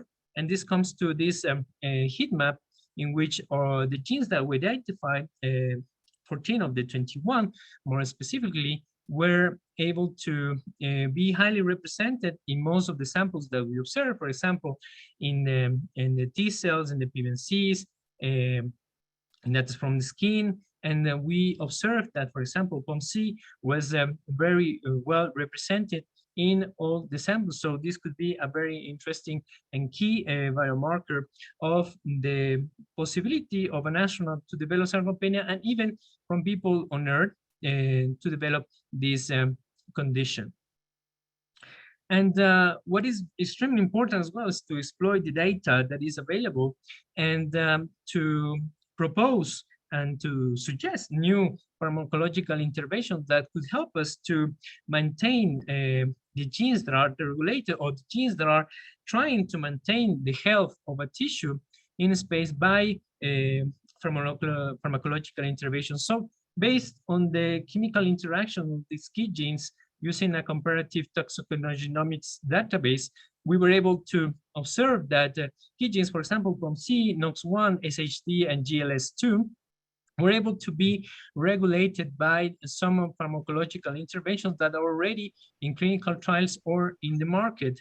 And this is very important, as pharmacological interventions and suggested drugs could be used to help to preserve the muscle and decrease the stress response from the astronauts in space. So the take-home message, thank you. The take-home message could be that based on the analysis that we performed, that using Earth's precision medicine, we were able to identify 21 key genes that were highly related to sarcopenia, and that these key genes, after further analysis of the tissue samples that were studied, can be used to have a good biomarker list that can help us to predict the predisposition of an astronaut to maybe lose muscle mass. Maybe they will need to exercise a little more, to have supplements that can help them to prevent them, and also to help them to have a safer return. So these 21 identified genes and the analysis that we perform will help us to also to choose the best sample to take to have this ability to analyze the gene expression in these astronauts, and to propose personalized pharmacological interventions that could make space travel safer, and also to help astronauts to arrive to Earth with a better capacity to pass over this stress response that's been seen in the first days. So thank you very much to everyone. Thank you very much for this opportunity, and to everybody on the team that provide the analysis and the work of this study. Thank you very much. Thank you, Andres. That was an awesome presentation. We do have some questions for you here. Let's see how many we can cover, since we are running a little bit late. But question number one is, do you think that your experimental approach using terrestrial precision medicine and multiple data types could be applied to other diseases that are at risk in spaceflight beyond sarcopenia? I think that is very important. Thank you for this question and comment. I think that yes, by using data from precision medicine here on Earth, we will be able to, for example, have more ends, for example, than the astronauts that went to space, and is a way to shortcut the lack, for example, of samples, and to target some key genes of some diseases that are present here on Earth, but also out there in space. So this is very interesting, and will be a very good point to try to find significance of the biological response that we are dealing when we go to space, of course. Wonderful. Thank you, Andres. I'm sorry we are running a little late, so we do have to move on to the next speaker, but thank you so much for your time. It's a pleasure. Thanks to you. Bye. Wonderful. And our next speaker is Stephen Lanton from the University of Florida, and he will be representing the plant AWG. So go ahead, Stephen, take it away. Great. Let's see. Can you see this? Yes, we can. Great. So hi, everyone. My name is Stephen Lanton. I'm a PhD student and NASA Space Technology graduate researcher at the University of Florida. I'm giving the plant AWG science talk on a hyperspectral imaging pipeline for controlled environment and space agriculture. So in contrast with a lot of the fundamental space biology research that I think this group works on, my work sort of more revolves around space technology itself. And so one of the core questions when we're trying to motivate space technology research is, what is still needed to be able to live in deep space? And, we have the NASA technology taxonomy that sort of formalized these needs. And one of these needs is that we need to be able to store, prepare, and consume food out in the deep space environment. So this is nice and fine, and we've been feeding space station crews for decades in low Earth orbit. But I think we're going to need to rethink how we feed crews in deep space, as we go to the moon, as we go to Mars, for a few reasons. And the first of these is that there's a lack of nutritional stability in prepackaged space food, not to mention the cost of resupply. Second is that as we have more deep space missions, crew time is going to be reallocated to more maintenance type tasks. And so, there's less time for them to perform experiments, to actually, grow food in deep space. And the third is that crops are usually subject to contamination when they're grown by crew. So, what do we do about all these sorts of things? Well, we can grow plants in space, but we can do so using a higher degree of automation. And so what this does is it actually develops a sort of sub-need for these autonomous systems to be able to, one, monitor plant health non-destructively, and two, we need to be able to determine the nutritional content at harvest. And so one way that we can do this is through hyperspectral imaging. And so if you're not familiar with this, it's basically taking pictures of plant canopies to figure out how well they're growing and how nutritious they are. But instead of taking pictures with just any camera and getting back 3 wavebands of data, so we get our typical red, green, and blue, what a hyperspectral camera does is it takes photos in hundreds of wavebands with about a 1 to 2 nanometer resolution. And so with this really tight resolution, that actually allows us to tie image data directly to plant biochemistry. And so the way that this works is, you start with some light source, it shines light down on a plant, and the photons from this light, of different wavelengths, they're differentially reflected based off of the plant composition, right? And so some of that light hits the hyperspectral sensor, the signal is transduced, and so now we have something called a hyperspectral data cube, where we have hyperspectral data in 2 spatial dimensions, right? So we have our X and our Y, but we also have another spectral dimension, this lambda dimension right here. And so we can think about, once we clean up our hyperspectral data, make sure it's all post-processed correctly, we can think about using these spectra to develop really good prediction models to predict, plant health and nutrient content non-destructively. And so, a lot of research has been done actually in field agriculture using different types of imaging techniques. And what people have found over the years is that there's a few imaging regions that are most relevant to plant health. And so we look at the visible and near infrared for things like chlorophylls, carotenoids, lots of the vitamins that are actually present in plants. We can start to predict their content, but we also look at the shortwave infrared to look at things like stressors, like abiotic stressors, like water stress. And so, so how do we go about building these prediction models? And it turns out there's this sort of standardized data collection scheme for this. So what we do is we start with a randomized complete block design experiment, with varying degrees of treatments. We let these plants acclimate to these treatments and then image them hyperspectrally. And then what happens is those same plants that we image, we also perform destructive analysis on them to get ground truth data. So what happens is, we have our hyperspectral data, we have our ground truth data. This can be usually collected through HPLC or different types of destructive techniques. Once we have these data sets, we can actually use the hyperspectral wavebands as predictors, and our destructive methods, the values we get from our destructive methods as our response. And then we can start aggregating the data and running and building prediction models through these sorts of data sets. So it's really, really valuable stuff. And we've actually started to build models for things like nitrogen, phosphorus, potassium, lots of different plant constituents. And so, you can think about actually training these models and then applying them to new images of plants that haven't been exposed or weren't used for the training data sets. So here we have this image of an anthocyanin model that's overlaid on top of two different cultivars of lettuce. So one of them is just a regular, green bib lettuce, and the other one is a red romaine lettuce that's actually known to sort of upregulate the anthocyanin content in these plants. And what you find is that with these anthocyanin models, they can actually start predicting the content in the plants sort of non-destructively and autonomously. So, when you properly train and validate these models, they're a really good prediction tool to actually apply to any sort of hyperspectral image of plants. And so what happens is, we can build these models, but at the same time, we run into challenges when we actually go to apply them. And there's a few reasons for why this is the case.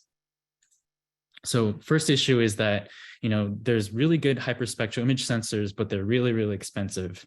And so one solution that we came up with this is we do some sort of a bare bones build, right? So that can collect the same data for a lot cheaper. And so this was actually a project I started as a visiting technologist last summer at the Kennedy Space Center. Really happy to continue this with some undergrads at the University of Florida. And we've managed to build up a rail-based spectrometer system that you see here. And so you can see that it's mounted in our chamber, it's collecting data autonomously. Really, really neat stuff. But one thing is that, it's one thing to build up the hardware, but if you don't have the proprietary software to go with it, that actually does the data collection and cleaning, it's sort of useless too. So what I've done is I've actually rewrote a lot of the radiometric calibration software in open source Python to be able to sort of make this available to more people. And so what we find actually is that when we compare the spectra collected from really expensive hyperspectral data collection software and hardware system and compare it to the one that we built, we actually find that the spectra actually line up pretty well. And so we think that this could be a really nice drop-in replacement for something that's a lot cheaper, right? Get a lot of very similar data for something that's about 1/10 of the cost. So we run into another issue when we're actually trying to apply these hyperspectral models, and that is that in order for a lot of these models to be useful, we have to be able to characterize the hyperspectral response for many factors and their interactive effects. So I'm talking about things like, species, cultivars, phenological stage, and all the different stresses and nutrients. So, as you can see, these factorials start building up really, really quickly, and a lot of experiments need to be performed, right? So there's really this roadblock in the sense that we need to be able to collect a lot of data in order to parameterize this entire grow space. So our solution here is that, why not make this pipeline economically and informationally available in order to accelerate the data collection process for these, hyperspectral models to be useful. And so, luckily we have the NASA GeneLab and the OSDR that's really working really hard to curate a lot of these data analysis pipelines. And one really cool thing that I found with the analysis working groups is that one of their main goals actually is to develop a canonical data analysis pipeline. So I think there's a lot of really good synergistic effects here. And just really quickly wanted to give a shout out to the AI and machine learning, AWG. And I just learned about the concept of self-driving labs through them. I think setting up something like a hyperspectral data collection system in this way would be a great way to collect data in a large parameter space, such as this one. So now, once we start to accumulate data to sort of more fully characterize the parameter space, we can start to develop digital twins to enable real-time prediction and control of plant growth all the way from sowing to harvest. So this is really the end stage where we have something that can actually grow plants autonomously, where our crew doesn't really have to worry about growing the plants. All they need to do is just plant the seeds, come back 28 days later or however many days, and be able to harvest their plants. And so the way that this works is, let's say we have an objective to grow some type of lettuce. Outrageous is the one that we grow in the International Space Station usually, with X amount of micrograms per gram of lutein. using the systems that we have already available to us? Well, it's sort of an open-ended question of how we should vary the light recipe, nutrient solution concentrations, all these sorts of parameters over time to actually achieve this result, while also accounting for system disturbances that might arise in the spaceflight or, surface-based environments. So first, we start, with our physical system with a lot of different parameters that we can change in order to upregulate or downregulate different types of nutrients and, different constituents in the plants. So we have our variable spectrum lights, we have temperature that we can modify, relative humidity, CO2 levels, and we also have our nutrient solution concentrations. Now, we actually pair this with a virtual model. So this is ideally pre-built from first principles. You'd have to develop these models of what an ideal plant would look like. These can be functional, structural, or both. And basically what you do is you sort of start running these in real time. And so you sort of pair the physical system with the virtual model in real time to be able to generate a lot of these insights that we can get from digital twins, such as, prediction and control of future behavior. Great, thank you. So once we can think about, developing a system like this, we run it very regularly. So, we run our data collection for every sampling time step. And what happens is we can actually, first the sensor network updates with real-time data, right? So it'll update the virtual model. Then what will happen is, you have your physical systems parameters that are compared to the ideal model in this sort of process control scheme that, we're developing currently. The process control scheme would actually produce new control set points. And then these set points would actually be used to inform the actuators that would actually make those adjustments in lieu of astronauts actually, adjusting the system themselves in order to actually, satisfy the need to be able to grow plants autonomously and non-destructively, and also be able to do it in a way that, determines their nutritional content at harvest. So I think, with this sort of paradigm, we can start building robustness and automation into our space plant production systems in order to make them more reliable for deep space missions. So with that, I think I'll wrap up. Thanks very much for listening. I'd like to thank my advisors, Aditya Singh, Melanie Carell at the University of Florida, my NASA mentor at KSC, Dr. Joya Massa, a bunch of graduate students and external collaborators, as well as undergrads who really make a lot of this research possible. Thanks. Thank you so much, Stephen. Awesome presentation. We do have some questions for you here. Are the videos of plant growth useful for plant health biomonitoring and predictions? I'm sorry, did you say videos? Yes. Yeah. Videos. Yeah, so it depends. So if you're talking about videos, usually I think they're more RGB based. And so while they will give you some information on how the plants are doing, you could really think about maybe doing like a pseudo NDVI sort of metric to figure out what's going on inside the plants. I think without having hyperspectral data, I think that's a little bit tricky. But you can look at things like biomass and other things that you wouldn't be able to detect with just a point sensor. All right. Next question is, cool system. Do you think it could be used to analyze the impact of soil microbiome changes to plant growth as well? Yeah, so there's a lot of actually research being done at the University of Florida looking at different types of, soil-based approaches to growing plants. For those sorts of things, I think maybe not so much hyperspectral. You could take a look at it, but it also would depend on the constituents of the soil. So you basically would match up your imaging tools to detect different changes, in the soil. And I'm not sure if that's in the visible or near infrared spectrum, but you can think about adapting different camera systems for your needs. Awesome, thank you, Stephen. We are a little behind, so we do need to move on to the next speaker, but thank you so much for your time. Thanks. All right, and our next speaker today is George Myers from Michigan State University. And he will be representing the Artificial Intelligence Machine Learning AWG. Take it away, George. Great, thanks everyone, and thanks for the opportunity to talk and for the great talks that we have heard this afternoon.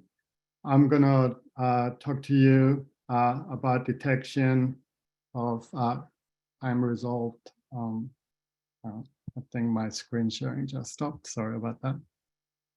Let's try this again.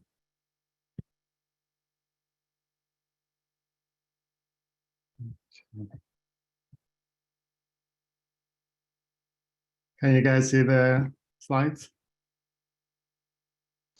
Looks good. Okay, great, thank you. So I'm going to talk about detection of time-resolved molecular changes in astronauts during long-duration spaceflight. We should take a step back and think about current medical practice when we're thinking about how to tackle space medicine. So in current medical practice, we know has limitations. So typically when symptoms present, there's a clinical evaluation that is actually performed typically by a physician at a hospital, and a set of limited measurements and tests are going to get carried out. And these are typically followed by a waiting period for the test results, and there's going to be a probable diagnostic, probably not specific enough. Testing will have to be repeated, treatments adjusted, and this is a lengthy process, and it can be detrimental to a patient's health. And we need ways to actually improve healthcare to enable early and precise diagnostics and treatment.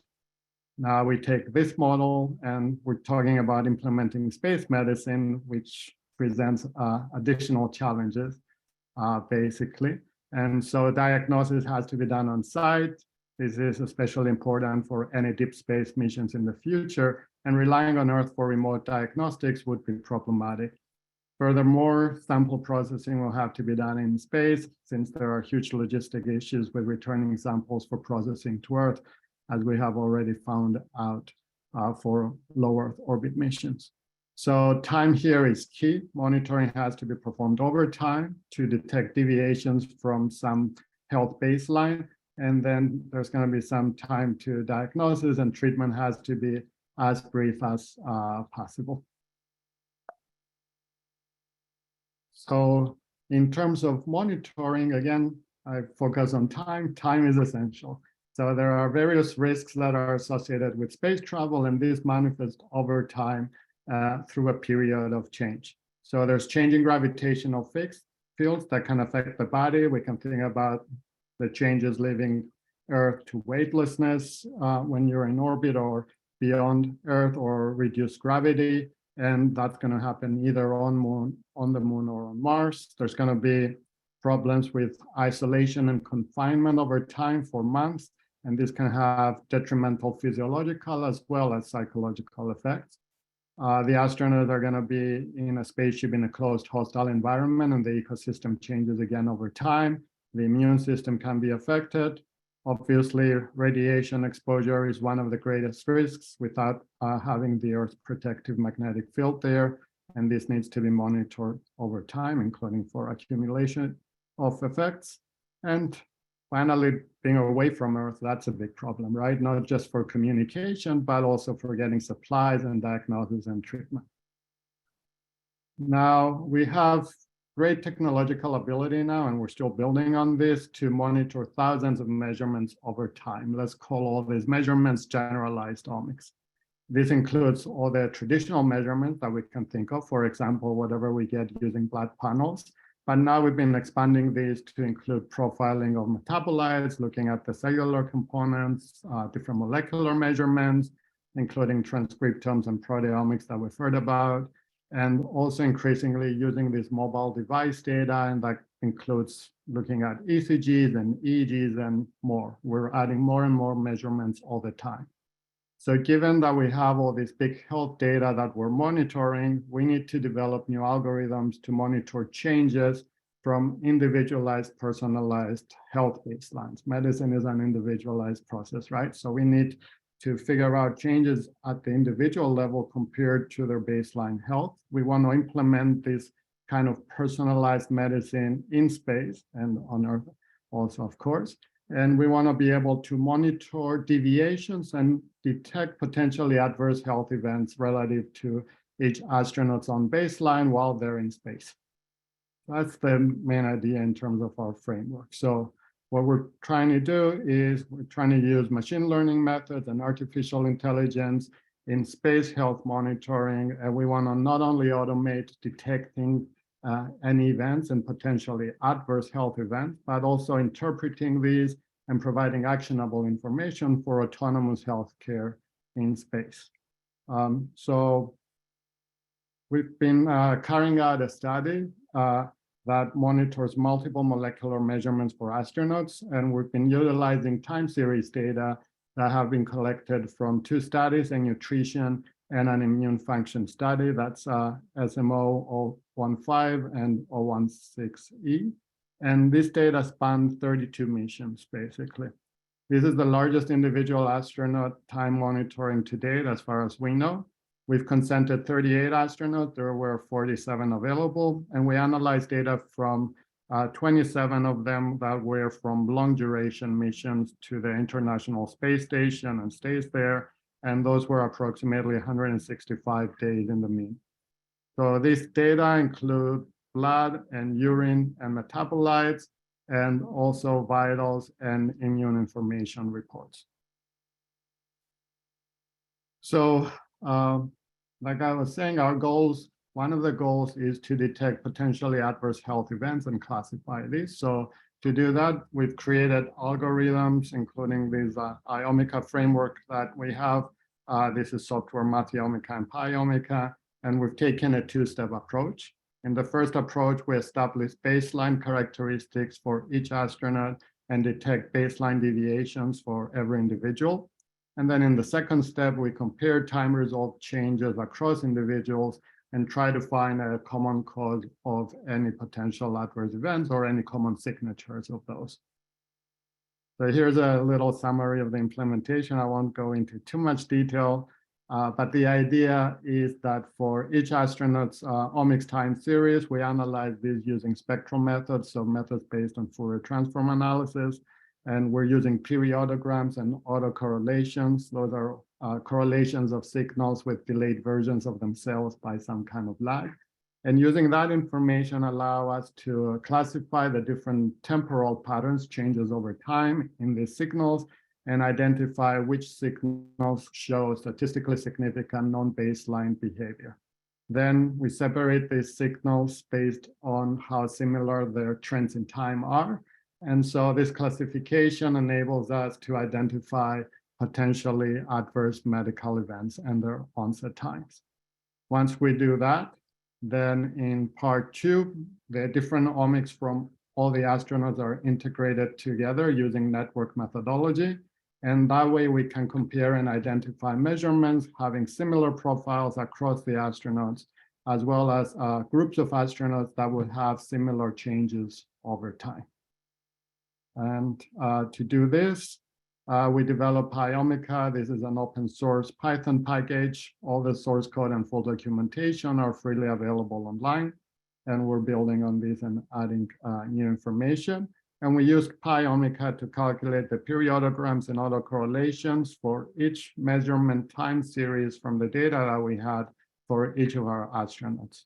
Then we use these spectral analysis results to identify and categorize the trends in time and summarize these using graph theory with something called a visibility graph that will show us, give us a representation of the time points of potentially adverse events and then changes that happen over time. And then we use community detection to identify astronauts that show similar behavior and assess the biological and physiological significance. In doing this, we have to address challenges that we all face with our data, especially for human astronaut data. We have thousands of time series for each person that we have to analyze for statistical significance. We're dealing with different scales and normalizations for all of these different signals.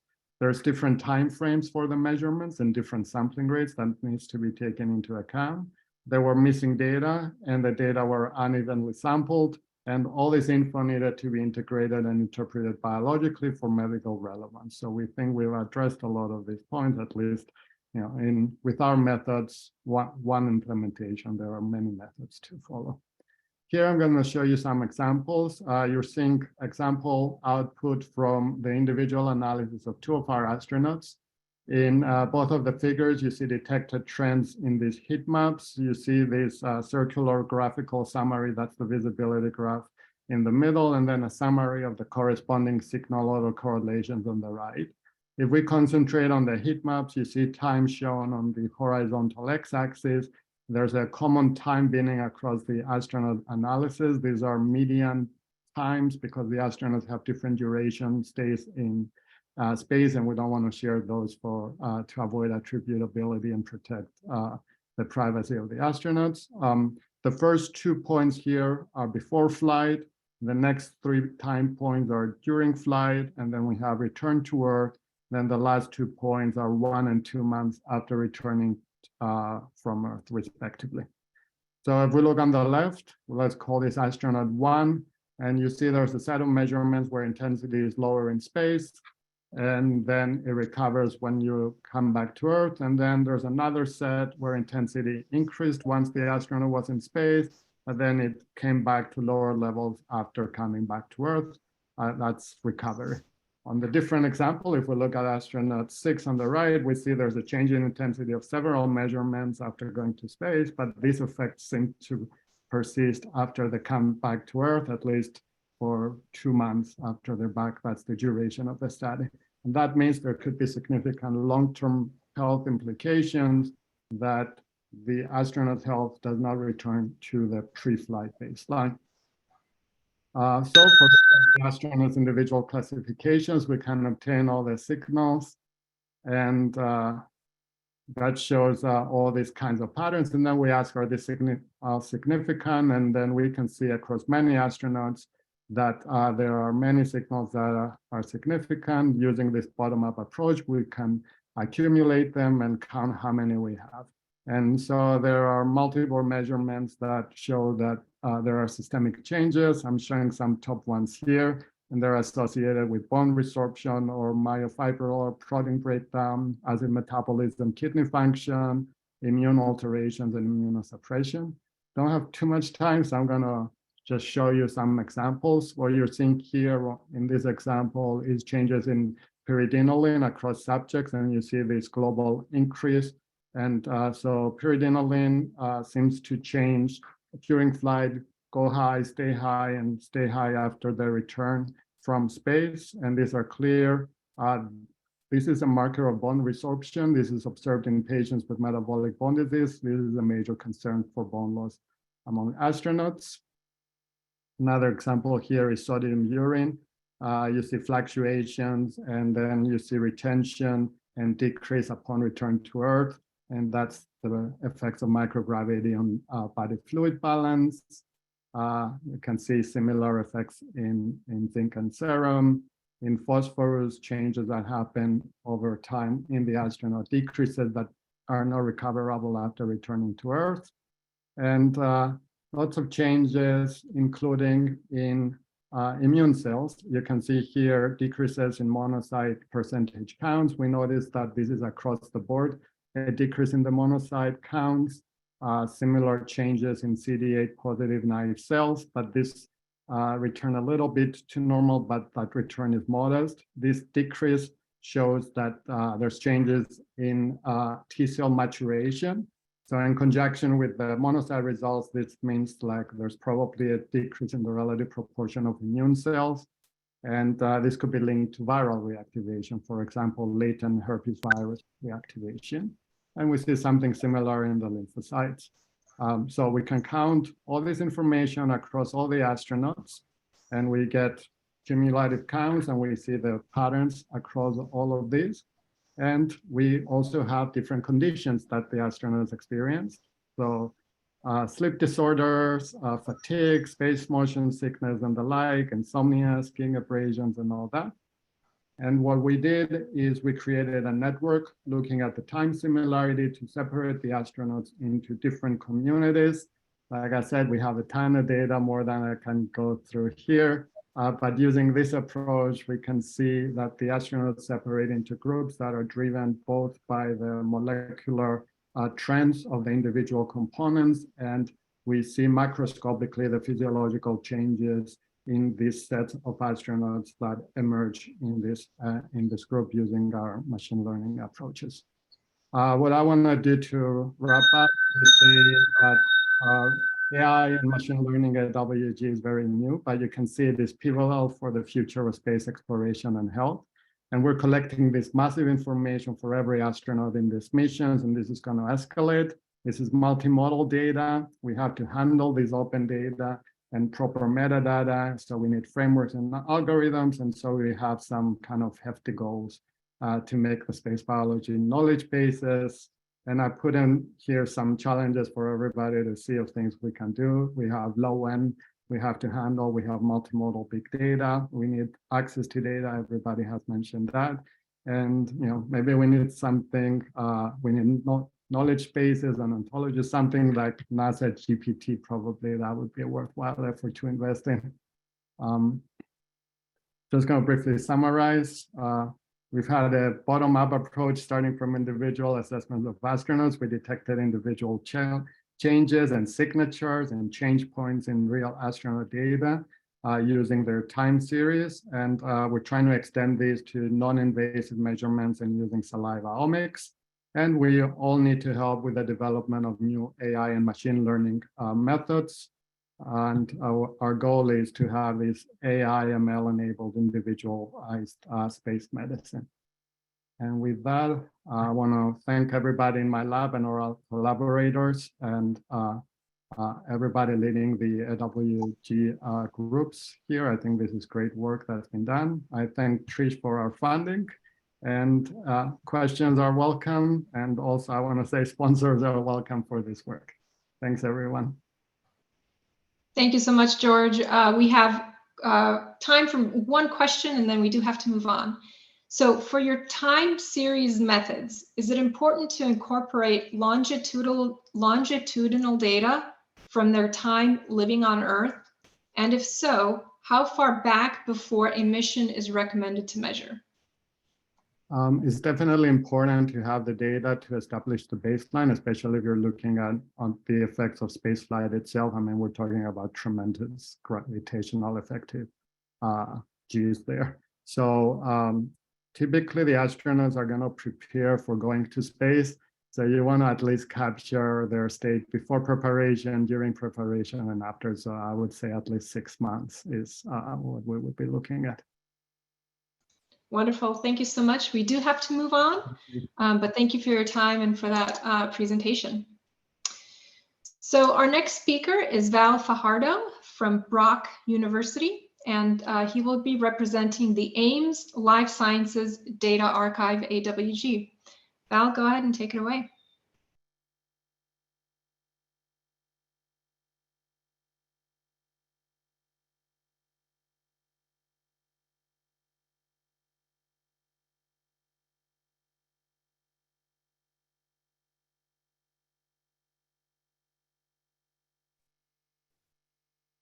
Can you hear me okay? We can hear you. Okay, thanks.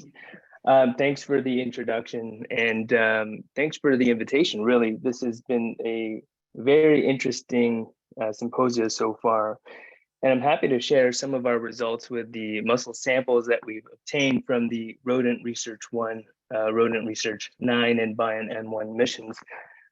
I admittedly think that my title is pretty clever, but maybe it's not. I'm going to try to move. It looks like my computer's freezing. Is this moving okay or no? Are you advancing? Oh, there we go. Did you get it here now? Oh, yeah. Okay, it looks like it's lagging. Sorry, I have to go back one. I'm sorry.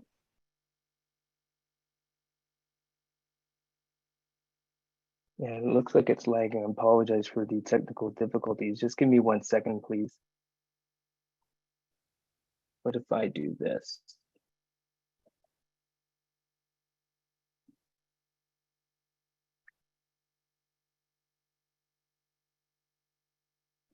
We still see this okay? Yes. Okay. And if I transition, we're okay? Yes. Okay, thank you. So our lab goal here at Brock University in Ontario, Canada, is to improve muscle health, to improve whole body health in conditions of aging, diseases like Duchenne muscular dystrophy, obesity, and spaceflight. So really what we're trying to do is make our muscles bigger and stronger to attenuate what we know happens with spaceflight, which is muscle atrophy and muscle weakness. And we currently have two strategies that our lab is focusing on right now. And the first one being altering circuit function. And I'm going to spend a lot of time talking about this today before rounding out my talk and talking about the second strategy, which is inhibiting this enzyme called glycogen synthase kinase 3, or GSK3 for short. So the circuit pumps, that stands for the sarcoendoplasmic reticulum calcium ATPase. And they catalyze the active transport of calcium into the sarcoplasmic reticulum, which is this calcium storage unit inside all of our muscle cells. And to do this, the circuit pumps found here embedded in the sarcoplasmic reticulum, or the membrane of the sarcoplasmic reticulum, they use the energy harness from ATP hydrolysis to push calcium uphill. So if you can imagine pushing anything uphill, that's going to require energy, and that energy comes from ATP hydrolysis.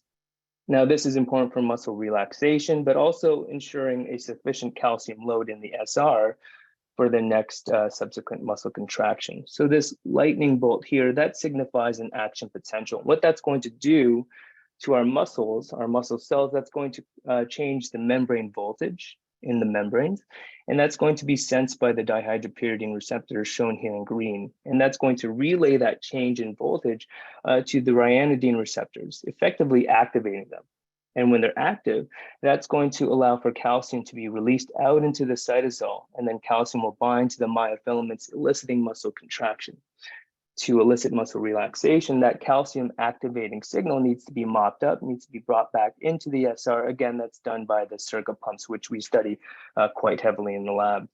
Now, this is all good when it works well, but when we get in conditions of circuit dysfunction, what can happen, you can imagine, if we can't bring calcium into the SR, then what happens is we'll get into this state called calcium overload, where we have elevations or chronic elevations in intracellular calcium. Now, chronically, these elevations in intracellular calcium can lead to a lot of negative consequences. And I've got a list here. It's not exhaustive. It doesn't include everything, but one being calpain-mediated protein degradation, the second being ubiquitin-mediated protein degradation. So two pathways involved with proteolysis, mitochondrial dysfunction and oxidative stress, and also calcium overload can be a signal for apoptosis. And all of these items here, they'll converge and contribute to muscle atrophy and weakness. And so the question that we had originally to obtain our NASA samples from RR1 and RR9 missions was, can circuit dysfunction contribute to spaceflight-induced muscle atrophy and weakness? In other words, what happens to circa after spaceflight? And leading the way on this is a talented PhD student in my lab, Jessica Braun. And she published this paper 2 years ago now, characterizing circuit function in murine skeletal muscles after 35 to 37 days of space flight. And I've shown here also a podcast that she was featured in. She did a really fantastic job explaining her results that were published in this paper, probably a better job than I'm about to do in the next slide. But anyway, we have here on the top left, I can orient you here. This is male mice, 35 days in space, part of the RR9 mission. And then on the bottom left, we have 37 days in space with female mice, part of the RR1 mission. And what I'm showing here are calcium uptake curves. So we assess the ability of the circuit pumps to bring calcium into the SR. And we actually just published a protocol paper. There's the PubMed ID if you're interested in learning how we perform this calcium uptake assay. But in brief, what we do is we provide the muscle samples with a calcium dye called Indo-1. It's a calcium fluorophore, so we can track cytosol calcium levels. And then we provide them with a bolus of ATP. And when we give them that ATP, the circuit pumps are going to take that ATP. They're going to use it as energy. And they're going to start to bring that calcium from the cytosol into the SR. So effectively, you'll see a reduction in the cytosol calcium levels. And we see this quite nicely in both the GC and VIV controls, but what you don't see, what I want to point your attention to are the red lines on both curves. That's the flight group there. You could see that calcium uptake or circummediated calcium uptake is quite impaired in both male and female mice. And by the way, this is in the soleus muscle, a slow twitch postural muscle. And when we look at the area under the curve, which is basically looking at the total amount of calcium taken up over time, you can see that it's significantly elevated in the flight group compared with both GC and VIV controls. We collapsed them in the RR1 mission just to increase our statistical power. So again, circuit function is impaired, and we attribute this to an increase in oxidative stress. Now, these are markers of oxidative stress that we assess via Western blotting, looking at protein tyrosine nitration and protein nitrosylation. So our working model is with spaceflight, this is about 30 days of spaceflight, there's an increase in reactive oxygen and nitrogen species, or these free radicals that can damage the circuit pumps. Now, this damage to the circuit pumps will impair their ability to bring calcium in, effectively raising intracellular calcium, leading to this calcium overload, which unfortunately can contribute to mitochondrial dysfunction, leading to this vicious cycle of accelerated oxidative species production. What's interesting, though, is that Jessica also looked at a fast muscle type. The data I just showed you in the slide previous to this was, again, from the soleus, which is a slow twitch muscle. And just to recall, circuit function was impaired there due to an increase in oxidative stress. At least that's what we think. In the tibialis anterior fast twitch muscle, we found that circuit function was actually enhanced. So if you can look at the curve here in panel A, you can see in the flight group shown here in the red line, if you provide it with a bolus of ATP, they bring the calcium levels down much sooner, and they have a significantly lower area under the curve. Now, we attribute this to the fact that there was a slow to fast fiber type shift. The soleus muscle also experiences a slow to fast fiber type shift, and I'll ask you to pocket that because I'm going to bring that back when I talk about GSK3.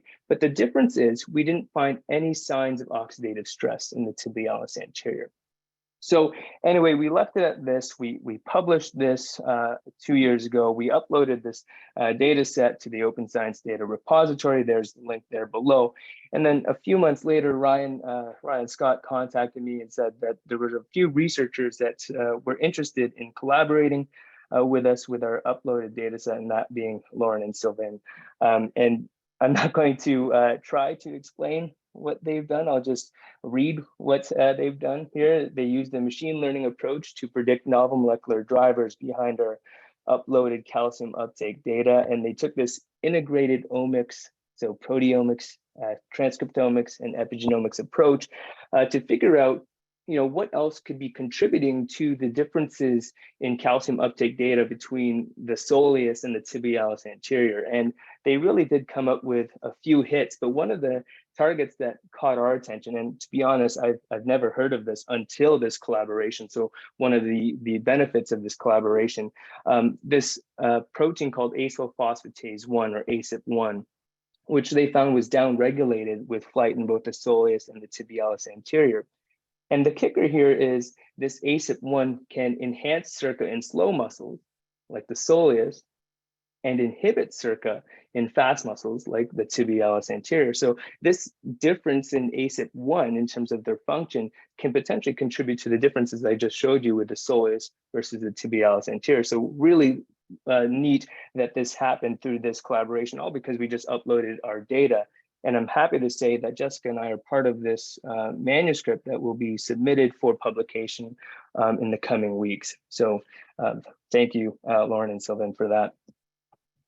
So just to finish off here, I'm going to talk quickly about the second strategy of our lab, which is to inhibit GSK3, again, with the overall goal of improving muscle health, to improve whole body health in conditions of aging, disease, and space flight.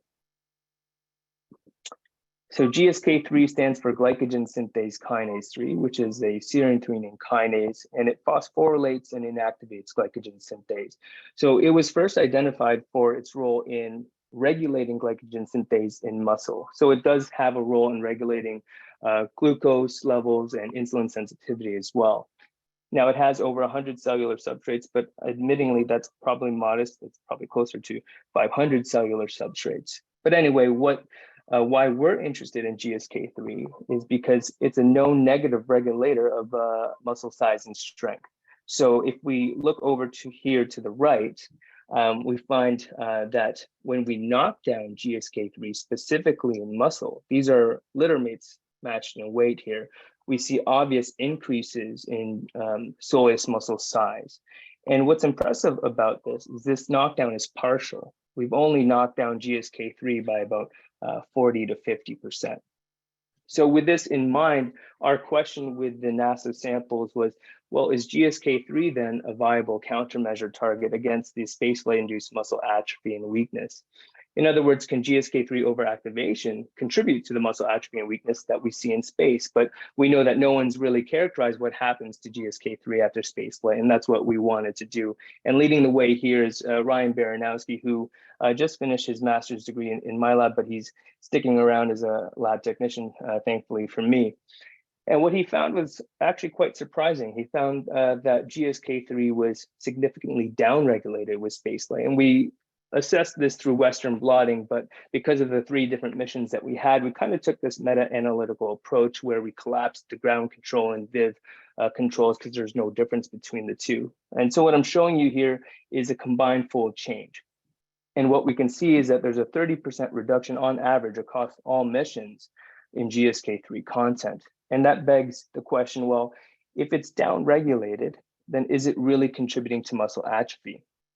But alternatively, maybe this downregulation serves as an adaptive or physiological response aimed at mitigating the muscle atrophy and weakness that we see with spaceflight.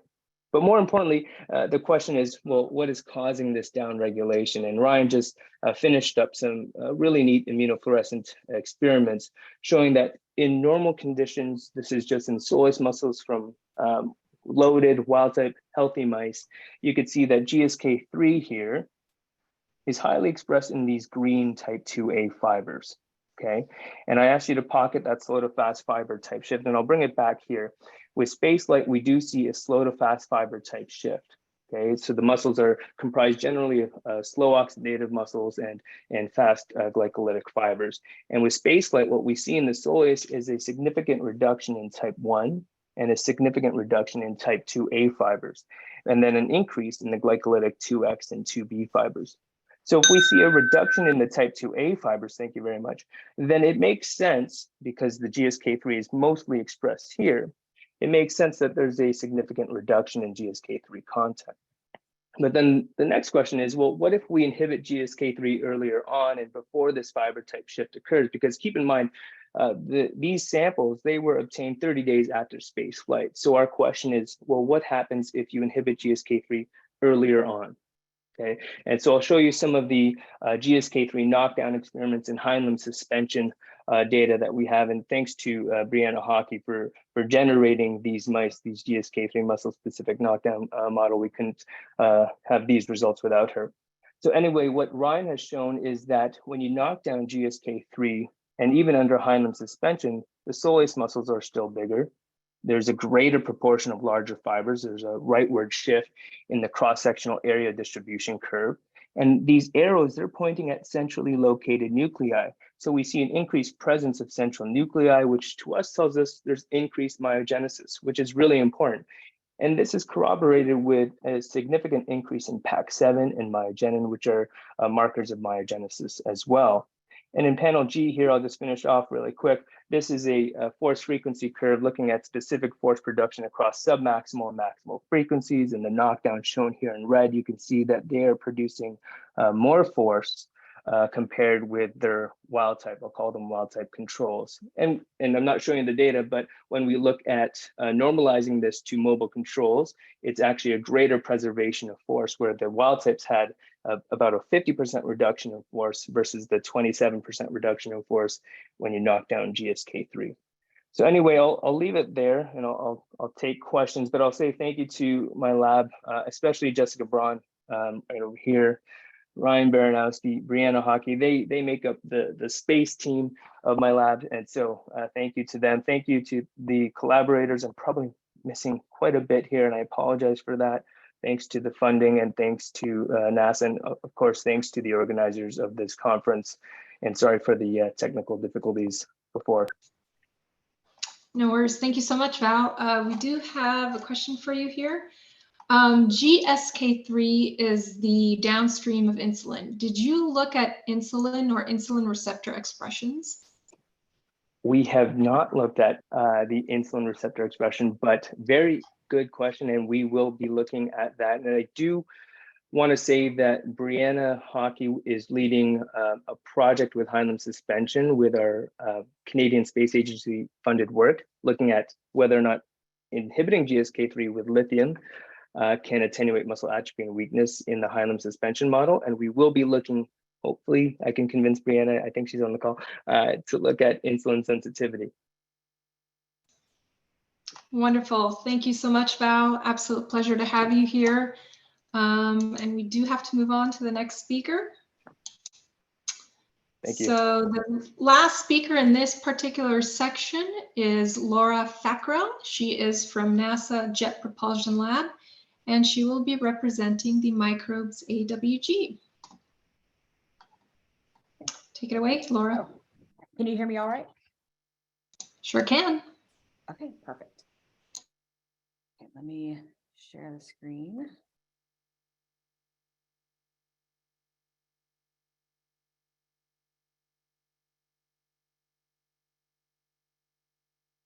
Okay. Good afternoon. I am Dr. Laura Fackrell, and I am working with the Biotechnology and Planetary Production Group at the Jet Propulsion Lab as a postdoc. And today I'm going to be talking about a nanopore sequencing and DNA extraction project that we're working on with some lunar regolith simulant-based materials. Before getting into the actual talk, I just want to acknowledge my fellow authors and committee and all the support by funding and also just general support that helps to that's helped to kind of start this project off.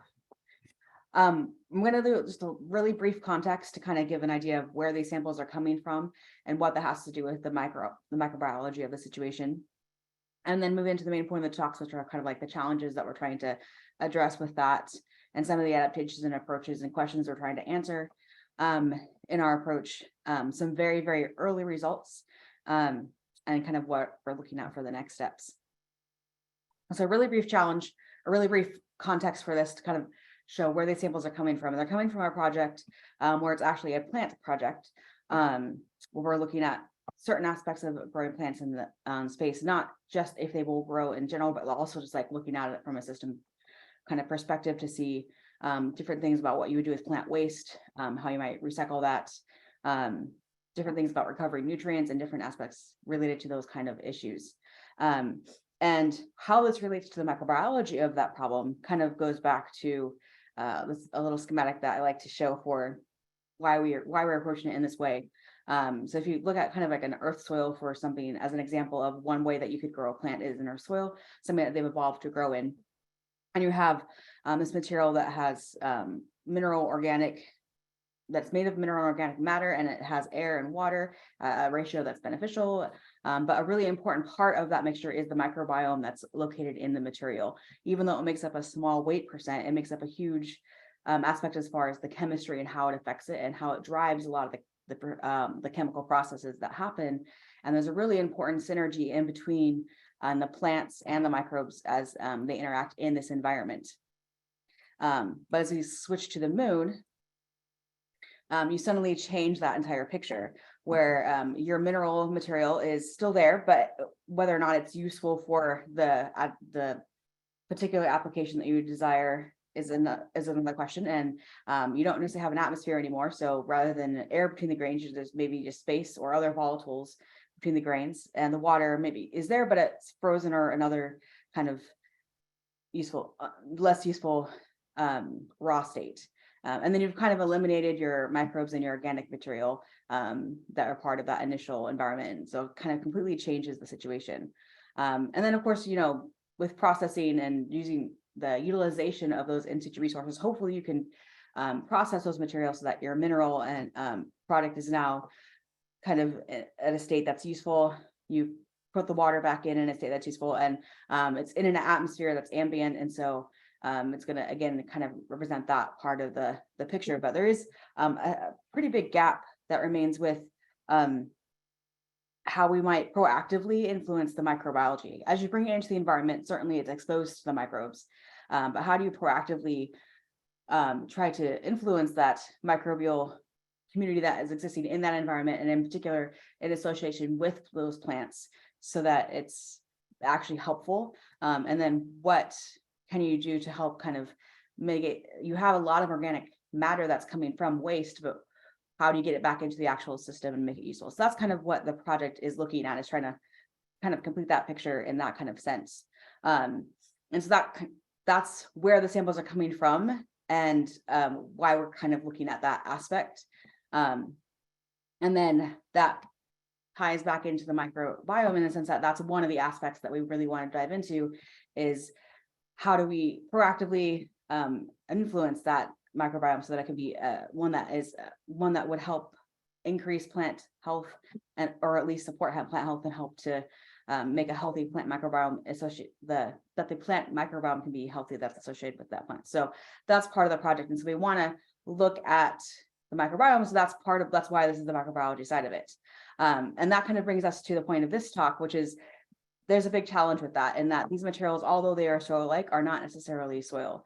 And so that represents a few challenges in how we might want to do that work. And so that's something that we thought might be useful to look at in general, as these simulants and as different simulant materials are being used in these applications. And as far as those simulant materials carry forward to actual materials, actual regolith and actual processes that might involve those, it's useful to know how such protocols and things that we use all the time for all these different things, and validate their application to these new materials. And so part of the problem, so looking at the different materials, we have the actual simulants. They are, although lunar regolith itself is not expected to contain any kind of microbiome, microcommunity, or anything living, the actual simulants that represent them certainly do, as they're not created in sterile environments. And so those simulants have their own endogenous community that comes from just how they're processed and created. And that tends to be pretty low biomass, so it's hard to extract in the first place. Now that could be sterilized into, depending on how much material you're trying to do at once, and what type of sterilization approach you want to use. And so that can be a good way to just kind of eliminate that and maybe cut out that factor. However, how effective is that sterilization? We need to be able to test the effectiveness of the sterilization. And there's also a lot of situations where the sterilization process actually affects a characteristic that's important to the question you're trying to answer. And so you might not want to actually sterilize, but you still need to be maybe aware of the microbiome that's already there, so that you can take account for that into your results. So there's a lot of issues there that kind of want to help out. And it's this, lunar simulants aren't necessarily super complicated, in that it will probably readily carry over to, depending on which simulant you're using, but it gets a lot more complicated as you kind of dive into other simulants where there are a lot of salts or different things that could really affect how these extraction kits work. And so that's kind of a part of the challenge, is how do we address that? And then another part of this soil-like materials, that not just the simulants themselves, but also these materials that we create from the simulants. So all these different materials that come from that would, for our experiments, we want to track, but also if similar materials were ever created in an actual situation, you also want to track that. And so we want to make sure that these things are actually, they work with these materials, which, and so just trying to look at the efficacy of that, because even though they have soil-like properties, they also have things about them that are very different from how an actual soil would behave, or even an actual, or a typical compost that you would have in an earth setting would behave. So it's just making sure that these still carry over. And we have a variety of different materials within our own project and within the community at large. All the different simulants that are used and all the different things that are applied can be very different from each other, chemistry wise, and are intended for different applications. And so making sure that that carries over and that there's a connection there. And also not wanting to overcomplicate the situation, because you do want to be able to apply it eventually to situations where it's maybe a little bit trickier to do lots of different chemistry with lots of different pieces. And so you need something that's more readily automatable. So that kind of brings us to the project that we're working on right now, which is kind of just like just kind of verifying the protocol and adapting the protocol sort of project. And there's 3 questions that we're really wanting to approach in this project. And that's that what adaptations are even needed in the protocol, if any, or if the protocol as is works well with these materials, and that's great. But what do we need to adapt and how is that working? We're also working on the being able to verify the sterilization techniques, both on the side of does it actually sterilize? But the bigger question there is, what does that sterilization do? And to what extent can you, depending on what your questions are and what the study is, how important is that? And maybe that you might have to consider skipping sterilization if it affects characteristics that are really vital to your questions that you're trying to answer with your approach. Then, which leads to the third question is like, well, what even lives in regolith simulants that are in multiple labs in multiple places and have been created from multiple different sources and have been exposed to multiple different environments? What are even in these simulants? And is there a way to kind of like create something that could track that in a more accessible way that could be a resource for the community? So that's a part of that question. And so we're at the very, very beginning of this project. So what I'm talking about today is we've literally taken a few samples and run them like one time. So we don't have, so it's not at a final stage yet by any means. So we're kind of just starting. But what we have been able to kind of approach so far is just using what's available out there and just starting and seeing how viable it is. And so that's included a DNA extraction kit with QIAGEN, the DNA Pro-cell kit, and then also making sure that we've kind of use those protocols pretty much as they are, but with slight adaptations for things that we already know. For example, for the samples that we know are low biomass, making sure that we do things that can help increase the biomass at the end, and then testing the quality of that DNA. And for samples that were very low, we had a few samples that were barely readable by qubits. But for other samples, it was pretty rote, and so we were able to do nano per dropper and look at both the quantity and the quality of the DNA. And also looking at library, we did, for this particular round of samples, we did a rapid barcoding kit using the Kit9 chemistry, including a cleaning step to kind of help with some of the impurities that we saw in some of the DNA, and use the MinION to kind of do the sequencing side of things. And that put everything together, and then just did a very, very quick crack-in kind of metagenomics just to see what was even our starting point. And so that kind of leads to this side of things. Well, we're these very early results. So this is just like a very rough run, nothing finalized yet, but it kind of gives us an early hint as to where we're going and things that we might be able to do next. So there's some really cool initial things that we're seeing, both in the actual simulants themselves and like what might be interesting to look at and to dive into with that, and some things that we're very excited for. And also just like looking at the changes that are happening to our materials that we're actually creating for the main project, and the changes that are happening at different stages of that processing, and what we can see for what's happening to the soil microbiome, or the soilless microbiome for a soilless media and that kind of case. But it's really interesting. So we're really excited about what's to come. And so we have those early hints at one, what lives in regolith, and then two, what are the dynamics of these communities that live in this material that's developing as the project moves forward. So kind of next steps is we definitely some things that though we have some interesting results so far, a lot of things to change about the protocols, in the sense of like making sure we have viable data, and everything. So we're working on those next steps and some of the ideas that we have. And we also want to then, once we kind of more refine that, get to the point where we can do like test different mock communities, and seed them with that, and look at the sterilization techniques in different aspects. So there's a lot of things that are coming with that, but that's kind of the very beginning of what we're starting with that kind of project. So that's all we have to say, and take any questions. Awesome. Thank you so much, Laura. So we do have some questions for you here. Let's see if we can get to them super quick, because we are a little over time. Do you think that these soil-like substances might have different water wicking properties, and does particle size matter? Yes, yes. So yeah, I would say there's definitely different wicking properties, and that's going to be really important for how they behave in like different gravities. It depends on what simulant you use, and it depends on what your organic matter that you're using is. So we're using the same thing and the same thing. So it's been pretty consistent, and so it's a pretty homogeneous material at the end, just because we're using like pretty simple starting points, but it gets more complicated once you have a greater variety of things to include. And then I forgot the other half of the question, but particle size, does it matter? Oh, I would say yes, it does definitely matter, because that affects the balance of air and water in the system, and then how things sorp onto other things. And so there's a lot of things that the particle size will affect. So definitely an important aspect. Great. Last question here is, do soil simulants have accession or batch numbers? So OSDR could account for those differences. I think it depends on who's making it and how thoroughly they track that.